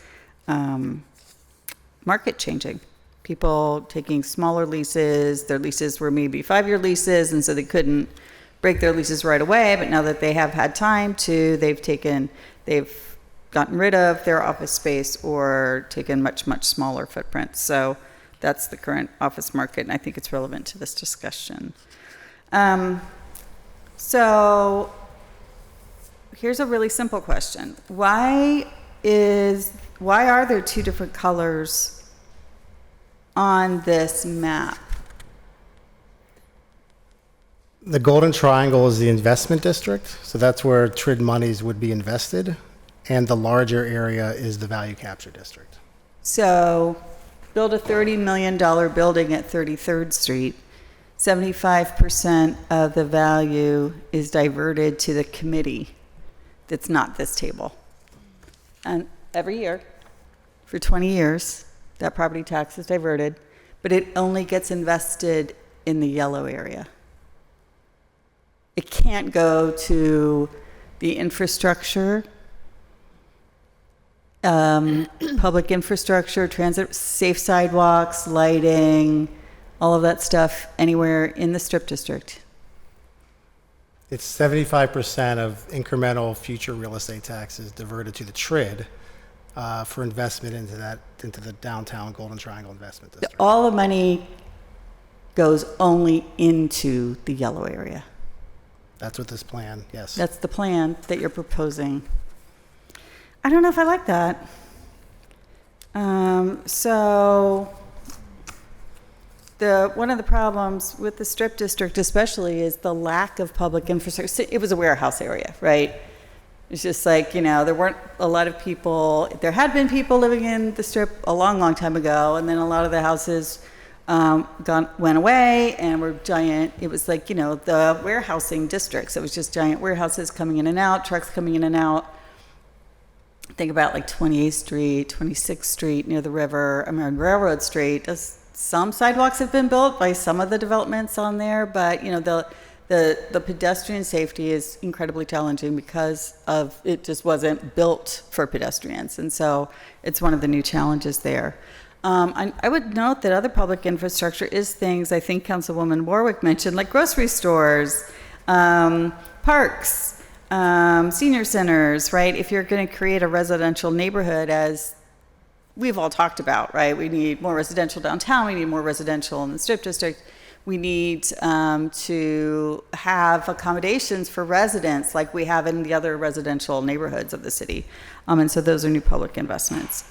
And so tell me, so you're proposing that the investments only go into downtown. What would those investments look like again? You said, I heard some of the, like, well, we don't know that there would be buses, or we don't know what PRT, we can't control what PRT would do, but we could try to build stuff they would like, is the way I heard it. So the specific funding plan would come back to this table, to be clear, but the types of investments that the TRID could invest in, which would need required approval again by this body, include public infrastructure, transit infrastructure, public realm improvements, business district improvement projects, and then direct financing to gap fill for real estate development, as well as small business development support. The criticism, and why I sometimes vote no on these things, why I generally don't like them in principle, is that in practice, citizens see the investments going into just to defray the costs that developers should pay themselves. Pretty lampposts and sidewalks. So it's like if you're building a building, a lot of the developers do. They if they're not in a TRID or a TIF, they have to put in their own street trees. They have to build out sidewalks. Sometimes have to make sidewalks bigger because there didn't used to be anybody on that parcel, and now if there's 500 apartments, you've got a lot of people emptying out the doors onto a sidewalk. So you're going to make the sidewalk bigger. Again, they want, maybe there aren't street lights, and so they have to put in their own street lights or their own landscaping, et cetera, hiding the HVAC or doing things. And that in the TIF districts, especially I think I've heard this in the TRID, right, that the committee allowed them to use those funds. That would have been, again, going to the general fund, so we could have been allocating them to, other neighborhoods. But it's, for their infrastructure or, collapsing bridges, collapsing streets, sinkholes, whatever, landslides, all of the stuff that we use general fund for. We try to get the grants and just match things, so we are leveraging our own funds, of course, but that would be restricted to this footprint. But then we're, how do we guarantee that it isn't just defraying their own development costs? So a couple of things. Any investment from the TRID has to go through public bodies. It's not a committee that sits somewhere that does not have public sort of input. So the URA board, which is a public body, and our board meetings are public, would have to approve. We can debate that all day. Would have to approve any investment plans through the TRID. And individual borrowings, as I described before, would have to come back to this table with the funding plans in place and would have the scrutiny of the public and this board, this council, I should say, as to what those funds are being used for. So that's the mechanism for this.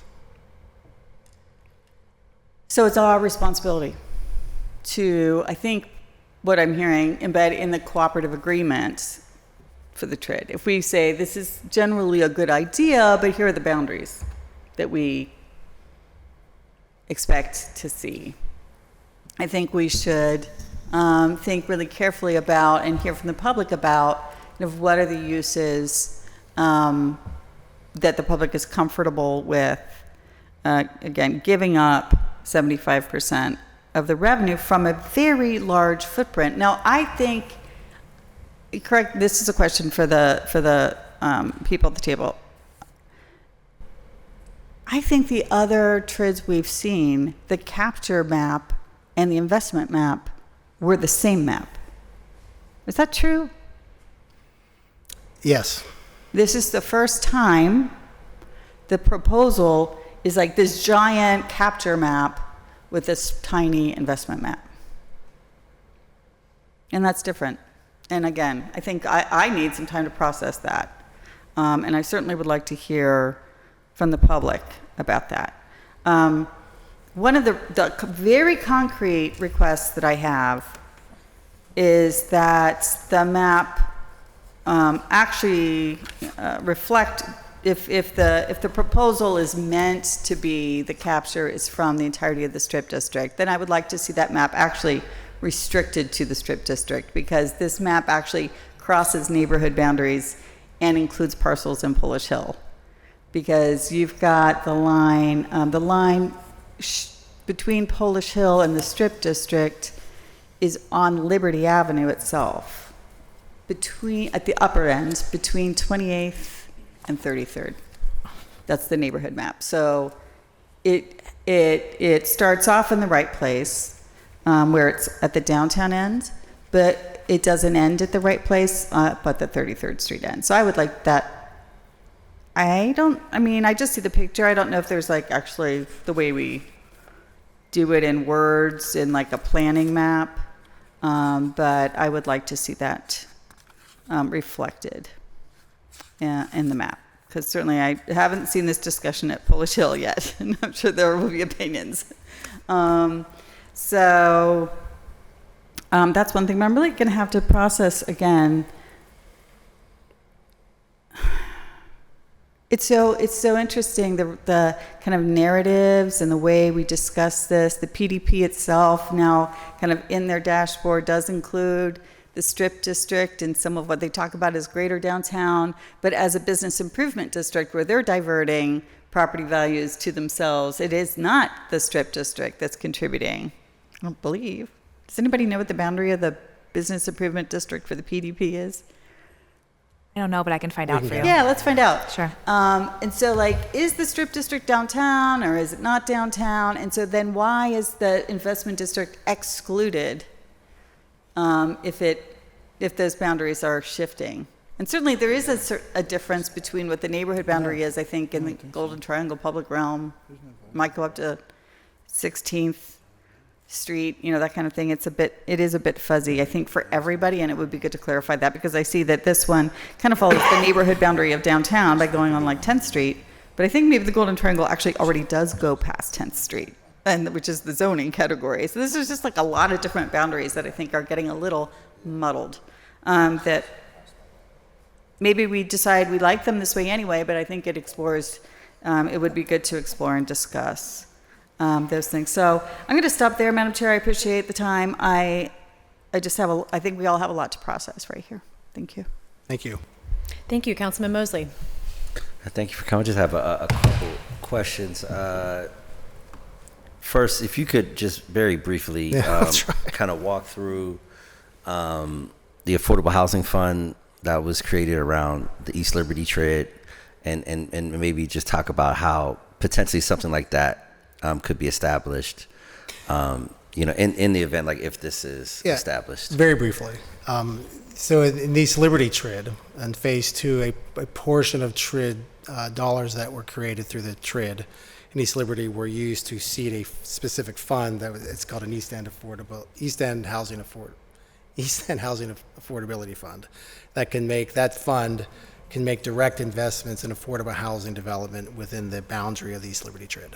Absolutely. I think there was 5 projects that were funded. Yeah, we can get back to you on that. Yeah, not to put you on that, but I believe there was 5. And then my second question is, understanding the overall issue of downtown and obviously the model of a very small portion of the city's geography, being responsible for anywhere to a fifth or a quarter, of the real estate tax revenue, and then with the common level ratio decision a couple years ago, kind of turning that on its head, which I'm sure is one of the reasons that brings us here today. Has there been any analysis or expectation that the parcels that don't participate, that don't do $5 million worth of improvements, but is there expectation that property values that don't participate in this program will increase, and there'll be an overall increase of property value to kind of turn around this trend that was caused by the common level ratio? Can we expect That's that? sort of the goal, right? Like, I think, frankly, in terms of downtown, part of the goal is, yes, increasing real estate tax value of actual projects that come out of the ground is certainly part of the goal. But the majority of downtown will not receive direct investment from the TRID. It's really about improving a market so that the base that we have today remains as stable as possible, right? Like, so to the extent that our marketplace is stable, to the extent folks are living downtown, spending money at small businesses are thriving, has excellent public infrastructure, those office buildings that are office buildings and should be office buildings have the maximum value possible. That helps protect the base, right? Like, what causes a reassessment to go down? No one works there, no one lives there. What causes a small business to close? There's no one here to spend money at my small business. All of these things contribute to a downward valuation of a marketplace. So the spirit of this trade is, yes, individual projects that may receive funding certainly could have would expect to have an increase in their valuation. But the vast majority of the real estate in downtown are benefiting, right, from this overall sort of increase in the valuation of downtown, which from a tax perspective is working to protect that base, right, and ensure that those properties that again, can be office, can be small businesses, have as much value as possible, which helps stabilize the tax valuation of those properties. Thank you. And understanding obviously 75% based on this proposal will be reinvested, you know, and not put in the coffers of the city, county, and future taxes. Of just development projects. Yeah, of the increased value. I need to be clear on this because I don't want people to get confused. It's not 75% of like, okay, what did downtown create in real estate taxes? Sure. We're taking 75% of it. It's only those projects that have a basis set today. It doesn't capture any of that. And those projects experience an increase in real estate valuation due to some sort of investment project, that construction project that creates the assessed value increase. So does that make sense? Yeah, absolutely. I don't want people to get confused on that. It's not just like, okay, we created $100 in value downtown, we're grabbing 75. It's just the projects that meet this sort of test of an increased valuation due to a substantial real estate development project. Absolutely. Yeah. So my next question, has there been any analysis or can some analysis be done on any expected, increase of value in existing buildings that don't participate in the program? Because that's tax revenue that we would be able to collect. Yeah, that's a great doesn't question. get diverted at all. That's increased the value of existing buildings. If their property value goes up, then we collect all that. I think that would be, some very helpful information to understand about, the balance and obviously the valid concerns that Councilwoman Gross has, about diverting, potential future tax revenue from participating parcels, but the existing parcels that potentially, rising tide lift all boats, and, buildings that may have lost value with the common level ratio, if there begins an increase, if we could understand the buildings that aren't participating, in the program, to have a natural increase in valuation, that we would receive, all those proceeds back to the city. I think that would be helpful to understand the full implications of this decision. I certainly appreciate that, and certainly appreciate that question. That's something we can work on and make sure that we get back to all involved. Awesome. Yeah, thank you. I think that exhausts my questions, Madam Chair. Thank you. I know we have some second round. Any further first round? Councilwoman Salinetro. Let me just ask this question. When you borrow against, any asset or perceived asset, of course you're going to pay back more than what you borrowed. What kind of borrowing power does the city have at the moment that would make us believe that we would be not committing future councils to paying back this large amount of money that we didn't have the power to get a better interest rate, for lack of another way of saying it? Do you know what I'm saying? Do we have that kind of power? I mean, certainly, yes, we're working directly with, we'll work directly with the city finance, our bond underwriters, to ensure that we do, the city and URA, as it actually would be the taking out the debt, has the power to and ability to support the debt, and is not running afoul or over promising, frankly, to future generations and future councils to something that cannot be supported. Yeah, I just want to make sure we're not over promising and then committing funds at council. Maybe none of us will be here, but they're going to have to deal with that issue at the time. So, but thank you. Yeah, of course. Thank you. I think just to build on that, Director noted as well, like in terms of the borrowing portfolio, at least on the URA's side of things, number of projects have, I don't know if going offline's the term that you used, but they've wrapped up, allowing a bit more flexibility. Also, generally, like the intention of borrowing this is to make a return on our investment. We don't want to sign ourselves up. One, just given the term, it's not a quick payday, but we would never want to put this council, future councils, or the residents in a position where getting a quick payday is really gonna come back and bite them 20, 30, 40 years from now. I think too, we are at this critical inflection point with downtowns. It's no stranger to the city, it's no stranger to the county. This trade is very different, is historic, it's big, the composition is different, and that the capture area and the investment area is different. By the same token, we are in a very different market now where we're still reeling from the fact that commercial real estate had a lot of value drop out from beneath it, and that's the bread and butter of almost every city in America's primary real estate tax base. So I think the unique circumstances call for a unique solution, a unique funding mechanism like this. And from the administration's perspective, we are confident this is a worthwhile strategy. It's also by no means our one silver bullet to improve downtown, improve the city. We're really, whether it's downtown, whether it's on the neighborhood level, we're really trying to take a yes and approach. The TRID isn't going to fix anything, but the TRID is a necessary part of an overall broad portfolio of options that we want to do to invest in downtown, have the neighborhoods next to an adjacent downtown benefit, and then from there, the rest of the neighborhoods the city invests, that one day the city is going to start bringing in greater tax revenue, and that can go into the basic public services that we deliver day in and day out. Thank you. Thank you. I didn't see any further for first round. I did want to ask, I think most of my questions were answered. The clarification of the kind of beneficiary geography was helpful. And recognizing that, you know, we're in a very particular post-COVID moment in the Golden Triangle. Well, I'll return to that in a second. TRID 1.0, East Liberty TRID 1.0, did that help finance the construction of the East Liberty Transit Station? Yes. Okay, so we have that. And Yeah. then did it also help finance the federally funded housing, the Choice neighborhood behind Target? I'd have to get back to you on that. Okay. I don't know off the top of my head. But maybe Cindy. there was other affordable housing and mixed income Yes. housing projects it did a fund. Yeah. And again, I think to this sort of point of leverage. Yeah. It helped leverage additional funding and federal funding Okay. and other private funding. Yeah. Melon's Orchard. Yeah. Oh, yes. Yes. Okay. Melon's So Orchard. Yes. there's just a couple of different projects there. I couldn't quite Yes. keep track The of which answer ones. is yes, but- if that's the Okay. the project. Yeah. So those are the types of projects that are interesting to me because I just think that, to some council members' points, this is a lot of money we are then not reaping as various bodies of government. And so getting the projects that they would then leverage or gap financing, is that an eligible use? Gap financing for a multi-unit family downtown that has deeply affordable or widely affordable units, for families to live in downtown? Yeah, the spirit answer is yes. That's part of the So intention. I think that's what I'm hearing is sort of one of the desired uses from this body. Yes.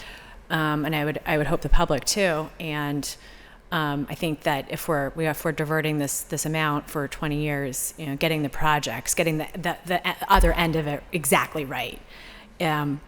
Boulevard of the Allies improvement, great for creating, walkability and space and reimagining and getting more, companies, people, residents to want to invest and live there or be there. But I think I'd like to see a mix of different types of projects as well that are kind of within the spirit of what we're all looking for here.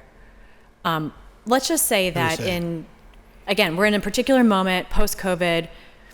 I would say, maybe others wouldn't agree with me, we're a little behind the 8 ball in terms of peer cities that have been, using these types of tools since 2021, 2022, post-COVID. They kind of saw the writing on the wall and said, okay, this is the time to invest in our downtown because we know we're going to see loss of whatever, residents, office workers, et cetera.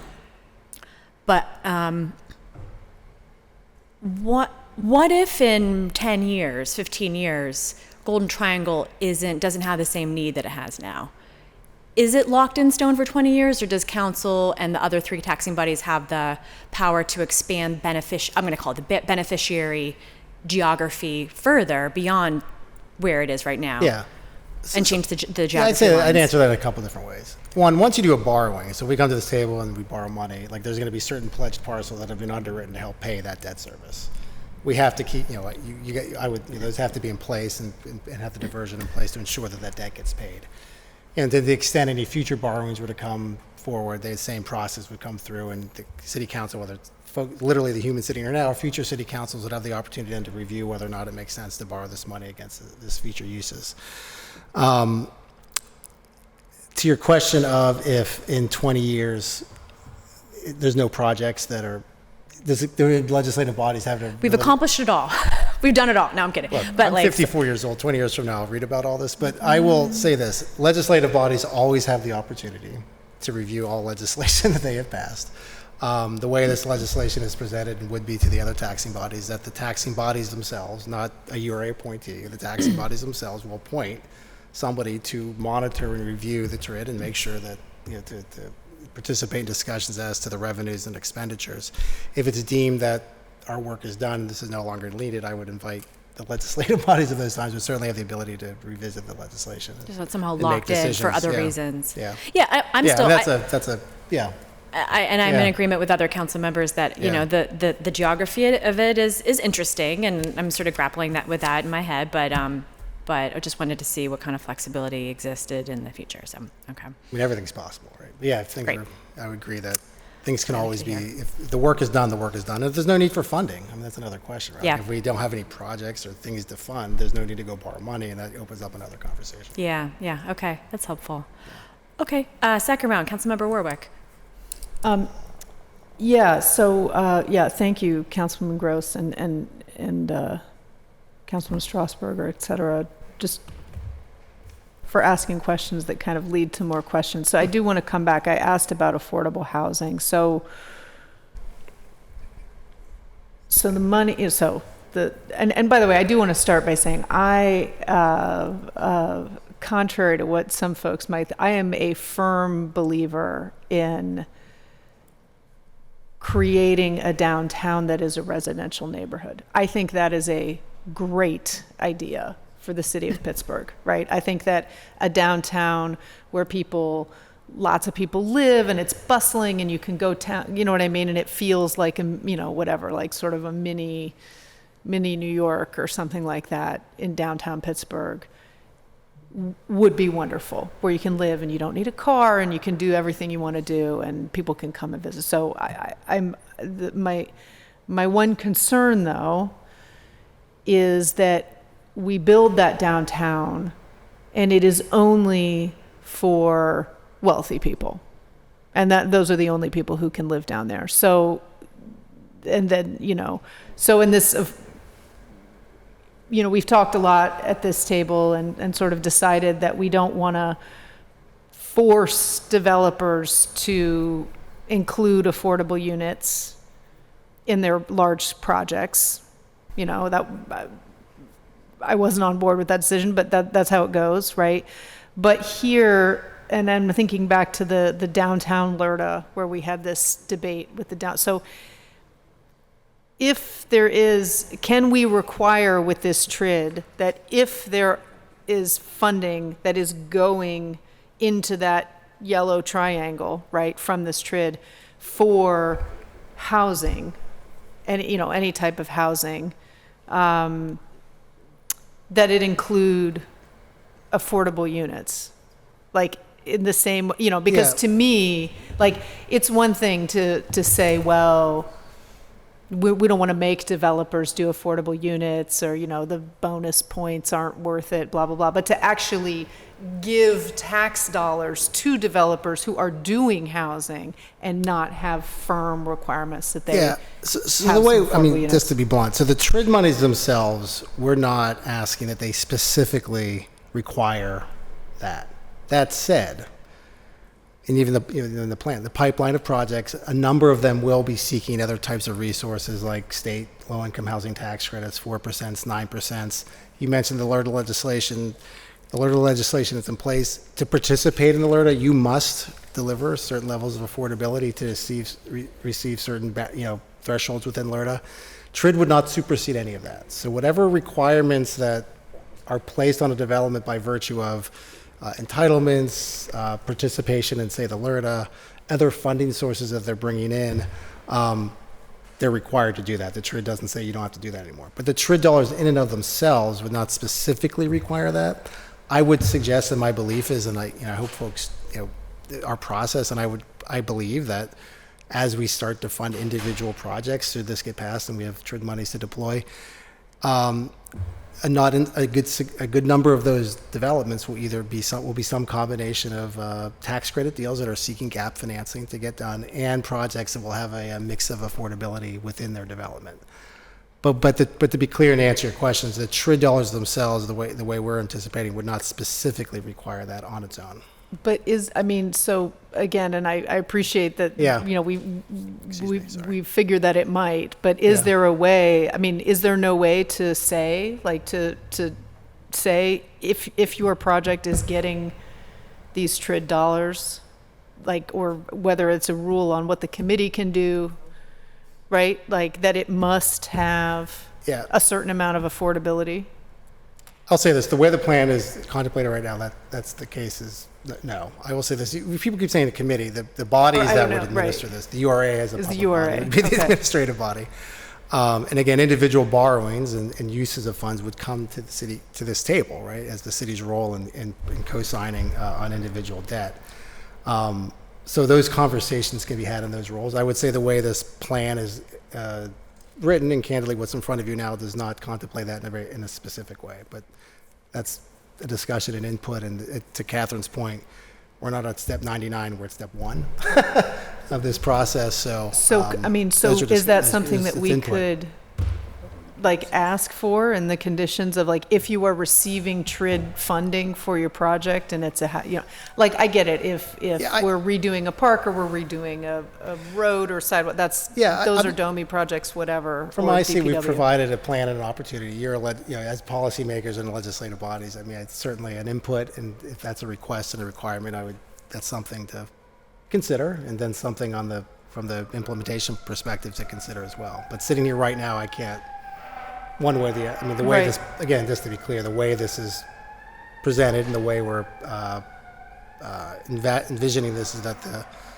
TRID specific dollars would not require, I think, what you're asking. That said, I believe there are many other ways in which that requirement does get into place through entitlements, through, frankly, other sources of funding that do specifically require different levels of affordability. But specific to your request, those are questions that would have to be discussed, I think, beyond you and I having to, me saying one way or the other. But the opportunity here is that the answer is no, but I think more broadly it's a discussion point, and I anticipate that it would increase affordability downtown. I'm asking just because I know we have projects right now going up 400 plus units in the strip, whatever, that don't have any affordability at all. These projects are happening, so which is great, whatever, fine. That's what this body decided, but it just doesn't seem right to be giving, you know what I mean? When we're not investing, when we're investing in this neighborhood at the expense, ultimately, right, of other neighborhoods that could be getting that investment, that we're not making room for at least some people from those other neighborhoods to potentially live in this new nice place that we're I totally, and I understand it, and I think I appreciate that and certainly understand it. Again, from my seat, I'm certain that there will be an increase in the availability of units across affordable units and non-affordable units, and that will increase. And this plan and this funding will help increase that supply of affordable units downtown, so it is truly a mixed income community. But to your point, these are discussion points and policy questions that I think as bodies have to be considered and talked about if that's a requirement or not of this particular plan. Councilmember Warwick, I'm also happy to provide you a list of our downtown conversion pipeline of things that are already in the works that are largely affordable units downtown. So you can see kind of the unit count that the URA is already working on in haste that's kind of already being built. And I think that might be a helpful just to kind of, as we're looking at this holistically, to show you kind of what is happening currently in the affordability realm downtown. Yeah, I mean, that would be fine. I just want to reiterate, like, this was the same argument we had about the LRTA, right? Is that, are we giving tax, like what are Pittsburghers who live here today getting back, potentially from these projects, right? Growth is great, development in the future is great, attracting new people is great, but also making sure that people who live here today can continue to live here and can also potentially, it would be nice if today's, 16-year-old could someday live downtown, even if they don't work in a big fancy office building. I have a downtown, 16-year-old, and I would right? love, if he wants So- to and chooses to, I'd love him to live in Pittsburgh. And at some very basic level, for folks to stay in our city, they need a place to live, and they need a job, and they need a tax base that supports that. And I think we're probably all speaking the same language, and sometimes these types of conversations get into some specific details, and I, again, appreciate that input, and something we're, I think, collectively striving for, and just how we accomplish that is something we have to work through. Yeah, I mean, the tax incentives are there, like other cities. New York, I think the tax incentives are so good that you always do affordable to some degree, right? I personally can't speak to that, but I mean, take your word for it. I'm not an expert in that, but I have had conversations yeah. with developers who were just like, Okay. like they make it so, but again, the requirement has to be, if the requirement's not there, then that's sort of my sticking point. Anyway, I'll leave it at that. Thank you. Thank you. I know Councilperson Charlin had to leave, so I wanted to cast some votes. Yes, I just would like to cast an aye on this vote, and if there's a hold, I'd like to cast a no on that. Thank you. So noted. Councilman Coghill, followed by Councilman Wilson and Councilwoman Gross. Thank you, Madam Chair. So I got to tell you, my original gut feeling, instinct is we're being asked to give up income for the city of Pittsburgh at a time when we're struggling to, produce a balanced budget. And, the forecast for the first quarter this year is not very good. Mm-hmm. So I hesitate to give up income that goes into our general fund that we can use to balance our budget because, especially in this day and age. So I guess broadly, we're being asked to go along with this plan in order to see 20 years from now, it will develop a much more broader base and a bigger tax base. And with this TRID, that's going to help develop that. So we're hedging our bets basically here, right? We're counting, if we support this, we're counting on the URA to revitalize this area and make sure that there's even more and more and more residents coming in and taxpayers to foot our bills in the future. But we're being asked to give up 20 years of substantial income. I mean, what is the projected income? Your projected loan, or what is the projected income of the tax base if we want to go along with this plan? Well, if we weren't to go along with this plan, it's hard. We'd have to, my read is that a number of the projected increase in taxes downtown may not happen, right? Like there's a need to protect that base and increase assessments downtown. I think to your point, it's an investment in growth, right? Like you're investing a portion of where there's growth, frankly, in the city that doesn't exist today. Again, I just need to be clear on that. It's not whatever the base taxes that exist, income, all those sorts of things are not touched. To reinvest in growth, right? To attract residents, to improve buildings, to improve at some very basic level, right? And to support small business and create jobs. I mean, we haven't talked a lot about that, but if we're able to unlock this development potential, it could be, as many as at least 5,000 construction. I mean, these are opportunities. Folks pay taxes. Folks, shop at small businesses pay taxes. So all of this gets generated to sort of raise the income of the taxing bodies, and that's the goal. And I would say it's not just the URA. I mean, this is a funding mechanism to support in partnership with taxing bodies, with private developers, with the Right. state. Yeah, I mean, I don't want to I like. don't mean to generalize. Yeah, no, I understand. I just All want to the be. URAs Yeah, there's a counting lot on of you, part. and Our role it's up is to you. we're It's- trying to, we're trying to invigorate and stimulate and provide a mechanism that's predictable too. Like another thing from a development perspective is, if I'm on the sidelines and I'm thinking about investing in a city, I want to know that other tools that I can work with to help attract my investment. Right. So. And predictable, Yeah. you said it, I mean, to know that we have a tax base that we're going to help, the whole idea to run this city, as far as I'm concerned, and to pay our bills is to increase our tax base, okay? Not to necessarily tax the property owners. We've done that, and we're doing our best to try to balance the budget, but to forfeit 20 years of tax base, 40? You did say 40, did you not? The term of the Explain that to me, geography is please. 40. The term of the trade, which is 40 years.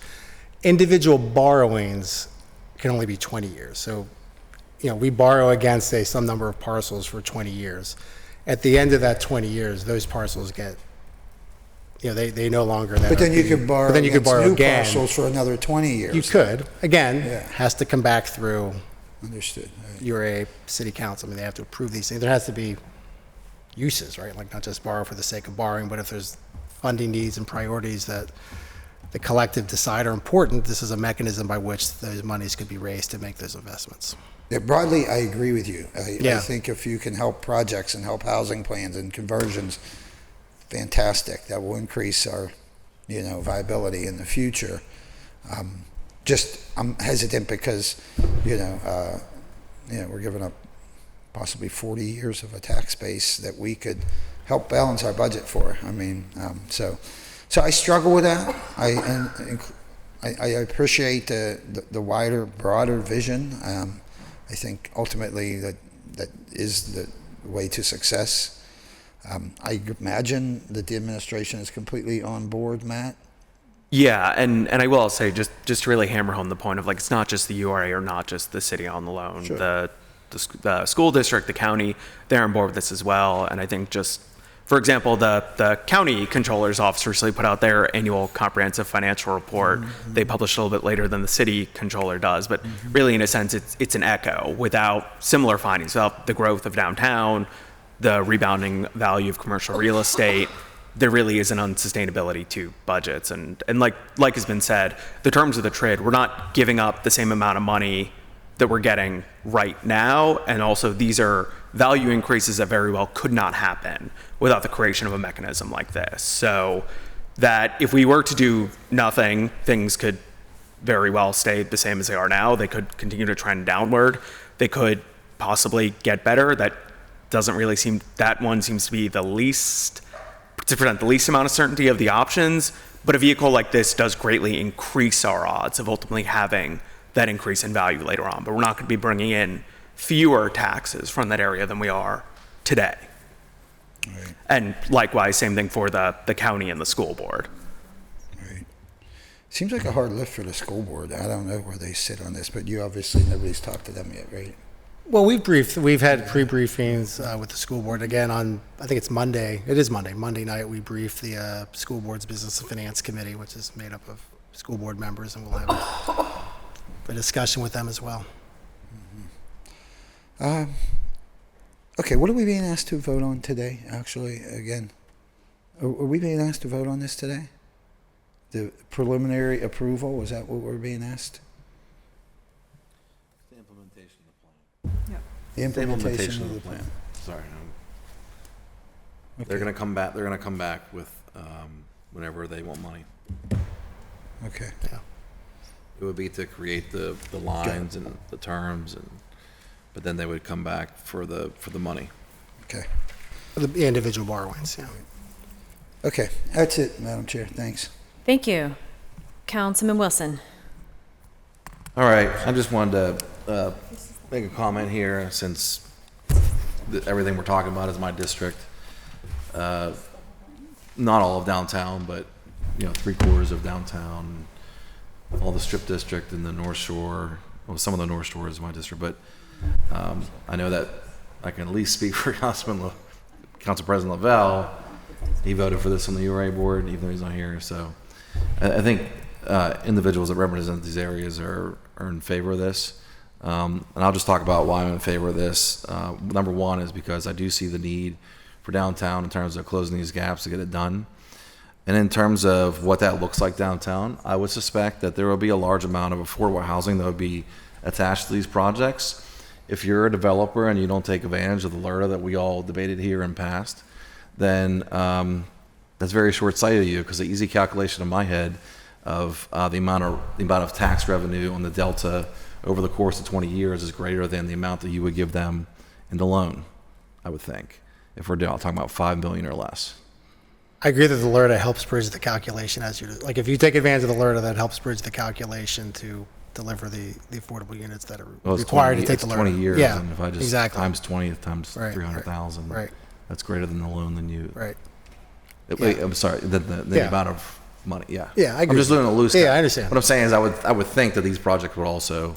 I would think so too. Want to take advantage of some level of affordability. I would think so too. If it was housing. So, I'm happy with the work that we've done with that prior, and that is the area that would be, although the capture is larger, that is the area that we'll be doing where the work would happen, which is in the Golden Triangle and where that 20-year LRTA is. And then furthermore, the conversation about moving, out to into the capture where there wouldn't be money spent. We're having a good conversation with the residents in the Strip District continuously about transit, especially, even recently we had a meeting where it's 5 projects. So forget about what's already been done, but 5 new five new mobility projects, increased mobility in the Strip District. Millions of dollars spent to really increase the amount of different types of transit mobility,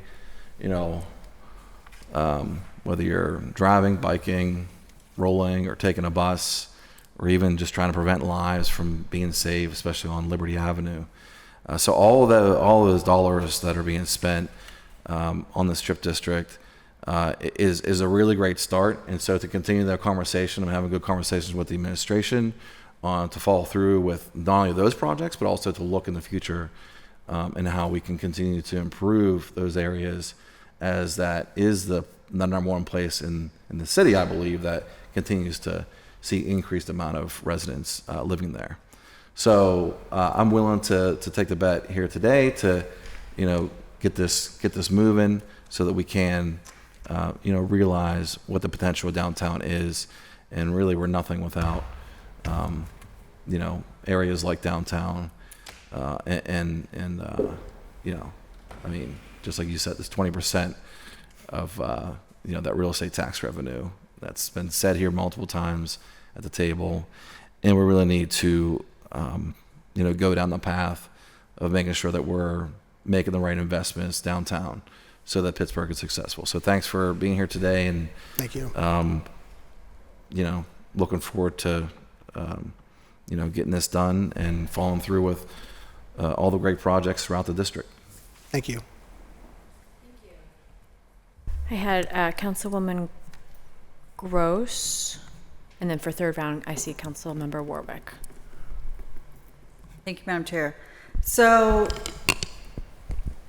the vote today, to Councilman Cockle's point, is to approve the TRID plan that you've already completed.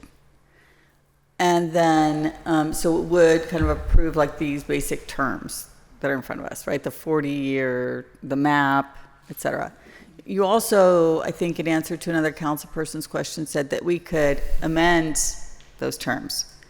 But once borrowing, if we, let's say, start to approve borrowing, then we would have difficulty amending the terms of the TRID.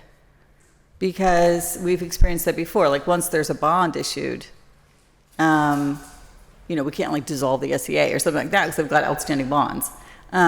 So explain. How would that happen? Clarify the question. So if we vote yes today, yeah, right? And I think it would be premature to take a vote today, to be clear. I feel like We've literally had to go since at the beginning of the alphabet here, like what exactly is a TRID, what exactly is a TIF, and if we're this, as a body at that level of understanding, I think the public probably is too, and needs to get a little more comfortable for a map this big, for sure, right? We've done these kind of votes before for like a couple of parcels or a single parcel even. So in the course of the discussion, council members have asked, well, what if we change our minds? And I believe the answer from the panel was, well, a legislative body has the prerogative to change their minds. You could just change your mind and change this plan. Shorten it, not do the 40 years, change the map. And do you want to change your answer? Yeah, I'm not trying to. I mean, so the plan is it's been provided. Was that said or not? Do you agree with the way I just framed the conversation, so I can understand? Did I misunderstand the conversation? I think you're trying to paraphrase what Tom was talking about with Councilmember Warwick. Is that correct? I think so. Or I don't think it was Councilwoman Warwick who asked about changing the plan. It might have been Councilman Coghill in his first round, my recollection. Okay. What if we change our mind 10 years from now? Maybe it's Councilman Salonetra, I don't remember. That was my question. That was your question. If we change your mind 10 years from now. Okay, thank you. Let me take a stab at it, and if I'm wrong, I really defer to my colleague Tom to correct me on this. This is what we see as a framework of the implementation plan at large. And so if there are changes to that in the future, then we would come back to the table and amend the plan. But if it's not you asking for it, what if it's us, when we decide? You could propose changes to that. That's but once borrowing has started, let's say we approve, you get, the developments that are listed here, move forward. You've borrowed a 20-year bond against them. I think that would preclude us from changing the boundary of the capture. I think it would make it really difficult because you'd come back and would be like, well, no, you can't do that because there's a bond issued against this capture map. I just don't want to misspeak here. What I'm seeing is that we're talking about adoption of an overall framework that will guide the TRID. And then when we come back at the time to get approval for that borrowing, that then we would go into the level of specificity related to pledged parcels and related to kind of how we see those funds being used. So if there's kind of overall broad brush strokes on how you want the framework of the TRID to be different, then it is certainly your prerogative to propose those changes for the plan. It's absolutely your prerogative to do so. Even after the borrowing? I'm sorry? Even after the approval of the bond issuance? So what would that look like? We have an implementation. I'm trying to figure that out. Yeah, we'd have to think through that. I mean, there's an implementation plan that we're asking asking the body to consider. No, we understand that part. My question is, the panel's suggestion that elected bodies can just change the terms whenever they want is probably not entirely true. That you are going to have to think about how that might work, is what I'm now hearing. So the first round answer was maybe a little off the cuff. I think we're trying to boil down the complexity of this as best we can. So that's exactly why we're having this discussion, right? Yeah. There is complexity, and we don't have all the answers right now. So that is one thing I would like. I think the body wants an answer from the panel. How would that work, and when? If future council changed their minds, how would that work? And if you don't have the answer right now, we need the answer. We can look into it. We can look into that. Yeah. My best guess is that what we're coming back with the borrowing, that you're right. I think that once we take out that borrowing, it will be difficult to change that. That being said, we're probably going to ask for an initial borrowing later this year and next year, and there's the possibility to take on other borrowings too. If it's approved. Correct. All right, second question. This piece of legislation authorizes the adoption of the Downtown Pittsburgh Transit Revitalization Investment District Implementation Plan and related agreements. I don't think this is the whole plan. This is an outline. I mean, I've got the entire text file with me, so this is like every piece of the thing that is attached to this legislation is supposed to be is like printed out here. This is the outline. I mean, it says outline at the top of the document. This is the outline of your plan in front of council and the public right now, or it's the whole plan? That's the full implementation plan. Oh, okay. The full plan starts on page 8. Sorry again? The full plan starts on page 8. So it's like,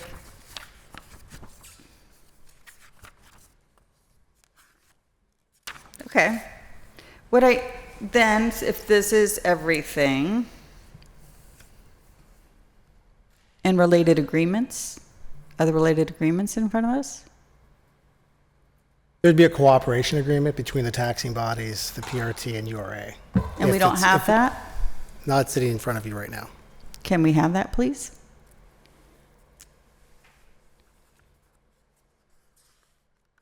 I can absolutely provide what we have at this stage for sure. Thank you. And when can I have that? I don't know, but I'll get back to you with an answer on timing this afternoon.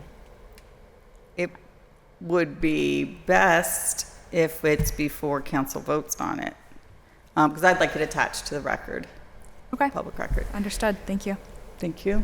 I again have to dither here with this map because it isn't. There's when we're defining maps, sometimes we do just attach a map, but oftentimes it's also described in words. Thinking like redistricting committee map or something like that. You either have latitudes or you have street names and you say the area bounded by. And am I missing it? I don't see any language about the map. And that seems weird because, there's the chart with the specific parcels that you expect to see being included in the first bond, right? But then there's this map, which again, just kind of has a fuzzy, incorrect line. So how do we amend this? Like I was literally looking for like what I could strike out. Like, oh, well, it must have the parcels listed because any map in the city is constituted by property parcel numbers. But those aren't fully listed. And so I was like, oh, I'll just strike out the ones that are incorrect, that aren't in the strip district. But they're not in here. And then I was like, well, is there like a street boundary? And I'll just strike that out because it should be like not including, the east or southeast side of Liberty Avenue between 28th and 33rd, but that's not in here. So is there no words for the map? We can provide that. I mean, I can't amend into the legislative record a little hand scribble here when there's not even street names, That's actually not something I can do. I could draw it, but it's not going to be, stand up in court. Okay. So, we should not vote on this drawing. And I mean, it's the only thing I see. I don't see any other words to describe what we're deferring. Again, there should be parcels, like all the parcels that are inside the capture area should, I think be listed because the taxes are based on those parcel IDs. Is your parcel ID in the map or is your parcel ID not in the map? So are you subject to the TRID or not subject to the TRID? And then we could just make sure that those are correct. So again, I don't think this is what should pass. I mean, I think that it's kind of a vague. And so that's a hard ask. So I would like the agreement. I would like the parcel list or something. Again, it can be street boundaries. Sometimes we do official legal maps that way. And I would like to see more discussion. This is getting long. Like other members have already left for other meetings. I've got another meeting as well. I think that this is not fully discussed. So I would like to see a public hearing myself, but I would suffice if members just want to revisit this in a week or so. I would just motion for a 1-week hold. Can I get a second? Second. Is that okay, that's a motion. I know that discussion, and I know that Councilmember Warwick, you also had further questions or comment. Yeah, I mean, just at the risk of repeating myself. So, I mean, again, just in terms of public money, deferred tax dollars, whatever, going to individual projects, if we're saying that most of the projects will have affordability anyway because these projects need to rely on LIHTC and need to rely, right? So if most of them are going to have that anyway, I really don't see the harm in just putting that in the plan. And just saying in the plan that any money that goes, from this TRID that goes to a project that is a residential project, that it include whatever, base afford 10% or whatever it is. I understand that's maybe a little bit more complicated, but that there at least be a certain amount of affordability. That's all. And again, but to the councilwoman's point, I don't understand how we do that after we've adopted the agreement. That does feel like like it's out of the gate. We borrow money. Some bank is going to lend money based on this agreement, and if we go tinkering with the agreement, then that might screw up our agreement with whatever financial institution. Again, that's simplistic, my very simplistic understanding of it right here. So, but I would like some assurance that, I get it that we're not forcing but if some developer's getting our tax money, I would like especially if they're probably doing affordable anyway, then I don't see the harm in putting that requirement in there. Okay, so we have a motion for 1-week hold in a second. Any further discussion on that? Seeing none, all in favor of a 1-week hold on Bill 531, please say aye. Aye. No. Aye. Aye. One no. Any abstentions? The ayes have it. Bill 531 will be held for 1 week. No, there were 2 no's, but. I'm sorry? Oh, 2 no's. Sorry. We'd have Councilperson Charlin in absence. So 2 no's. Ayes have it. Bill will be held 1 week. Thank you. Now, as part of motions and resolutions, we have a similar announcement to yesterday, given a new tax that is being proposed from our legislative projects manager. Thank you.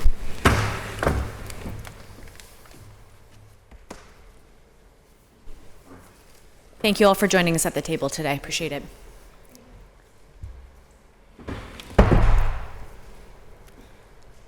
Good afternoon, everybody. From the Council of the City of Pittsburgh regarding Council Bill 2026-0544, Mechanical Amusement Devices Tax.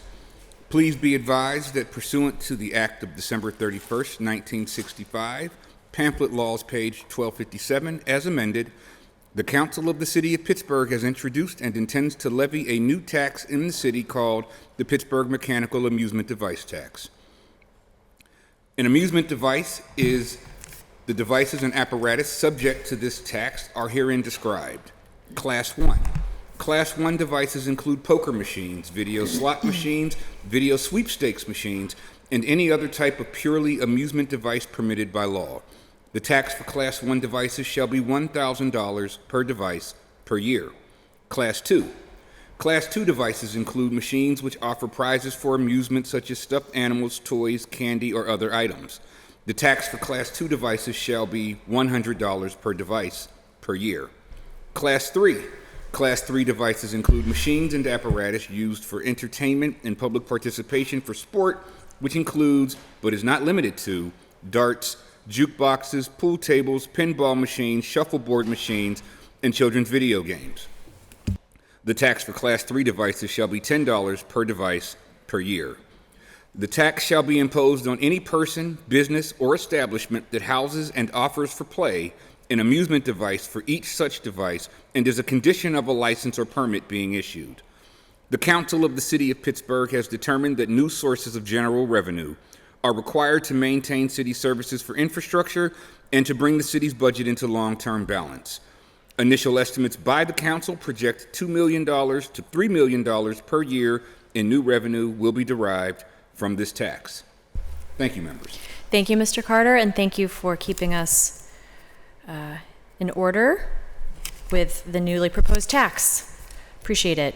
We do have meeting announcements this afternoon with sessions at 2 and 2:30 p.m. Council will hold a briefing on the mayor's recommendations to the governor pertaining to the designation of census tracts as opportunity zones.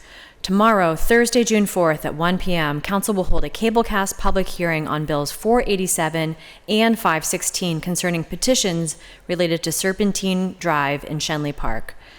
Speaker registration will close at 11 a.m. To register to speak at any of these meetings, please complete the sign-up form on the council meeting webpage or call the clerk's office at 412-255-2138 by the applicable registration deadline. Is there anything else from members? Seeing none, I will take a motion to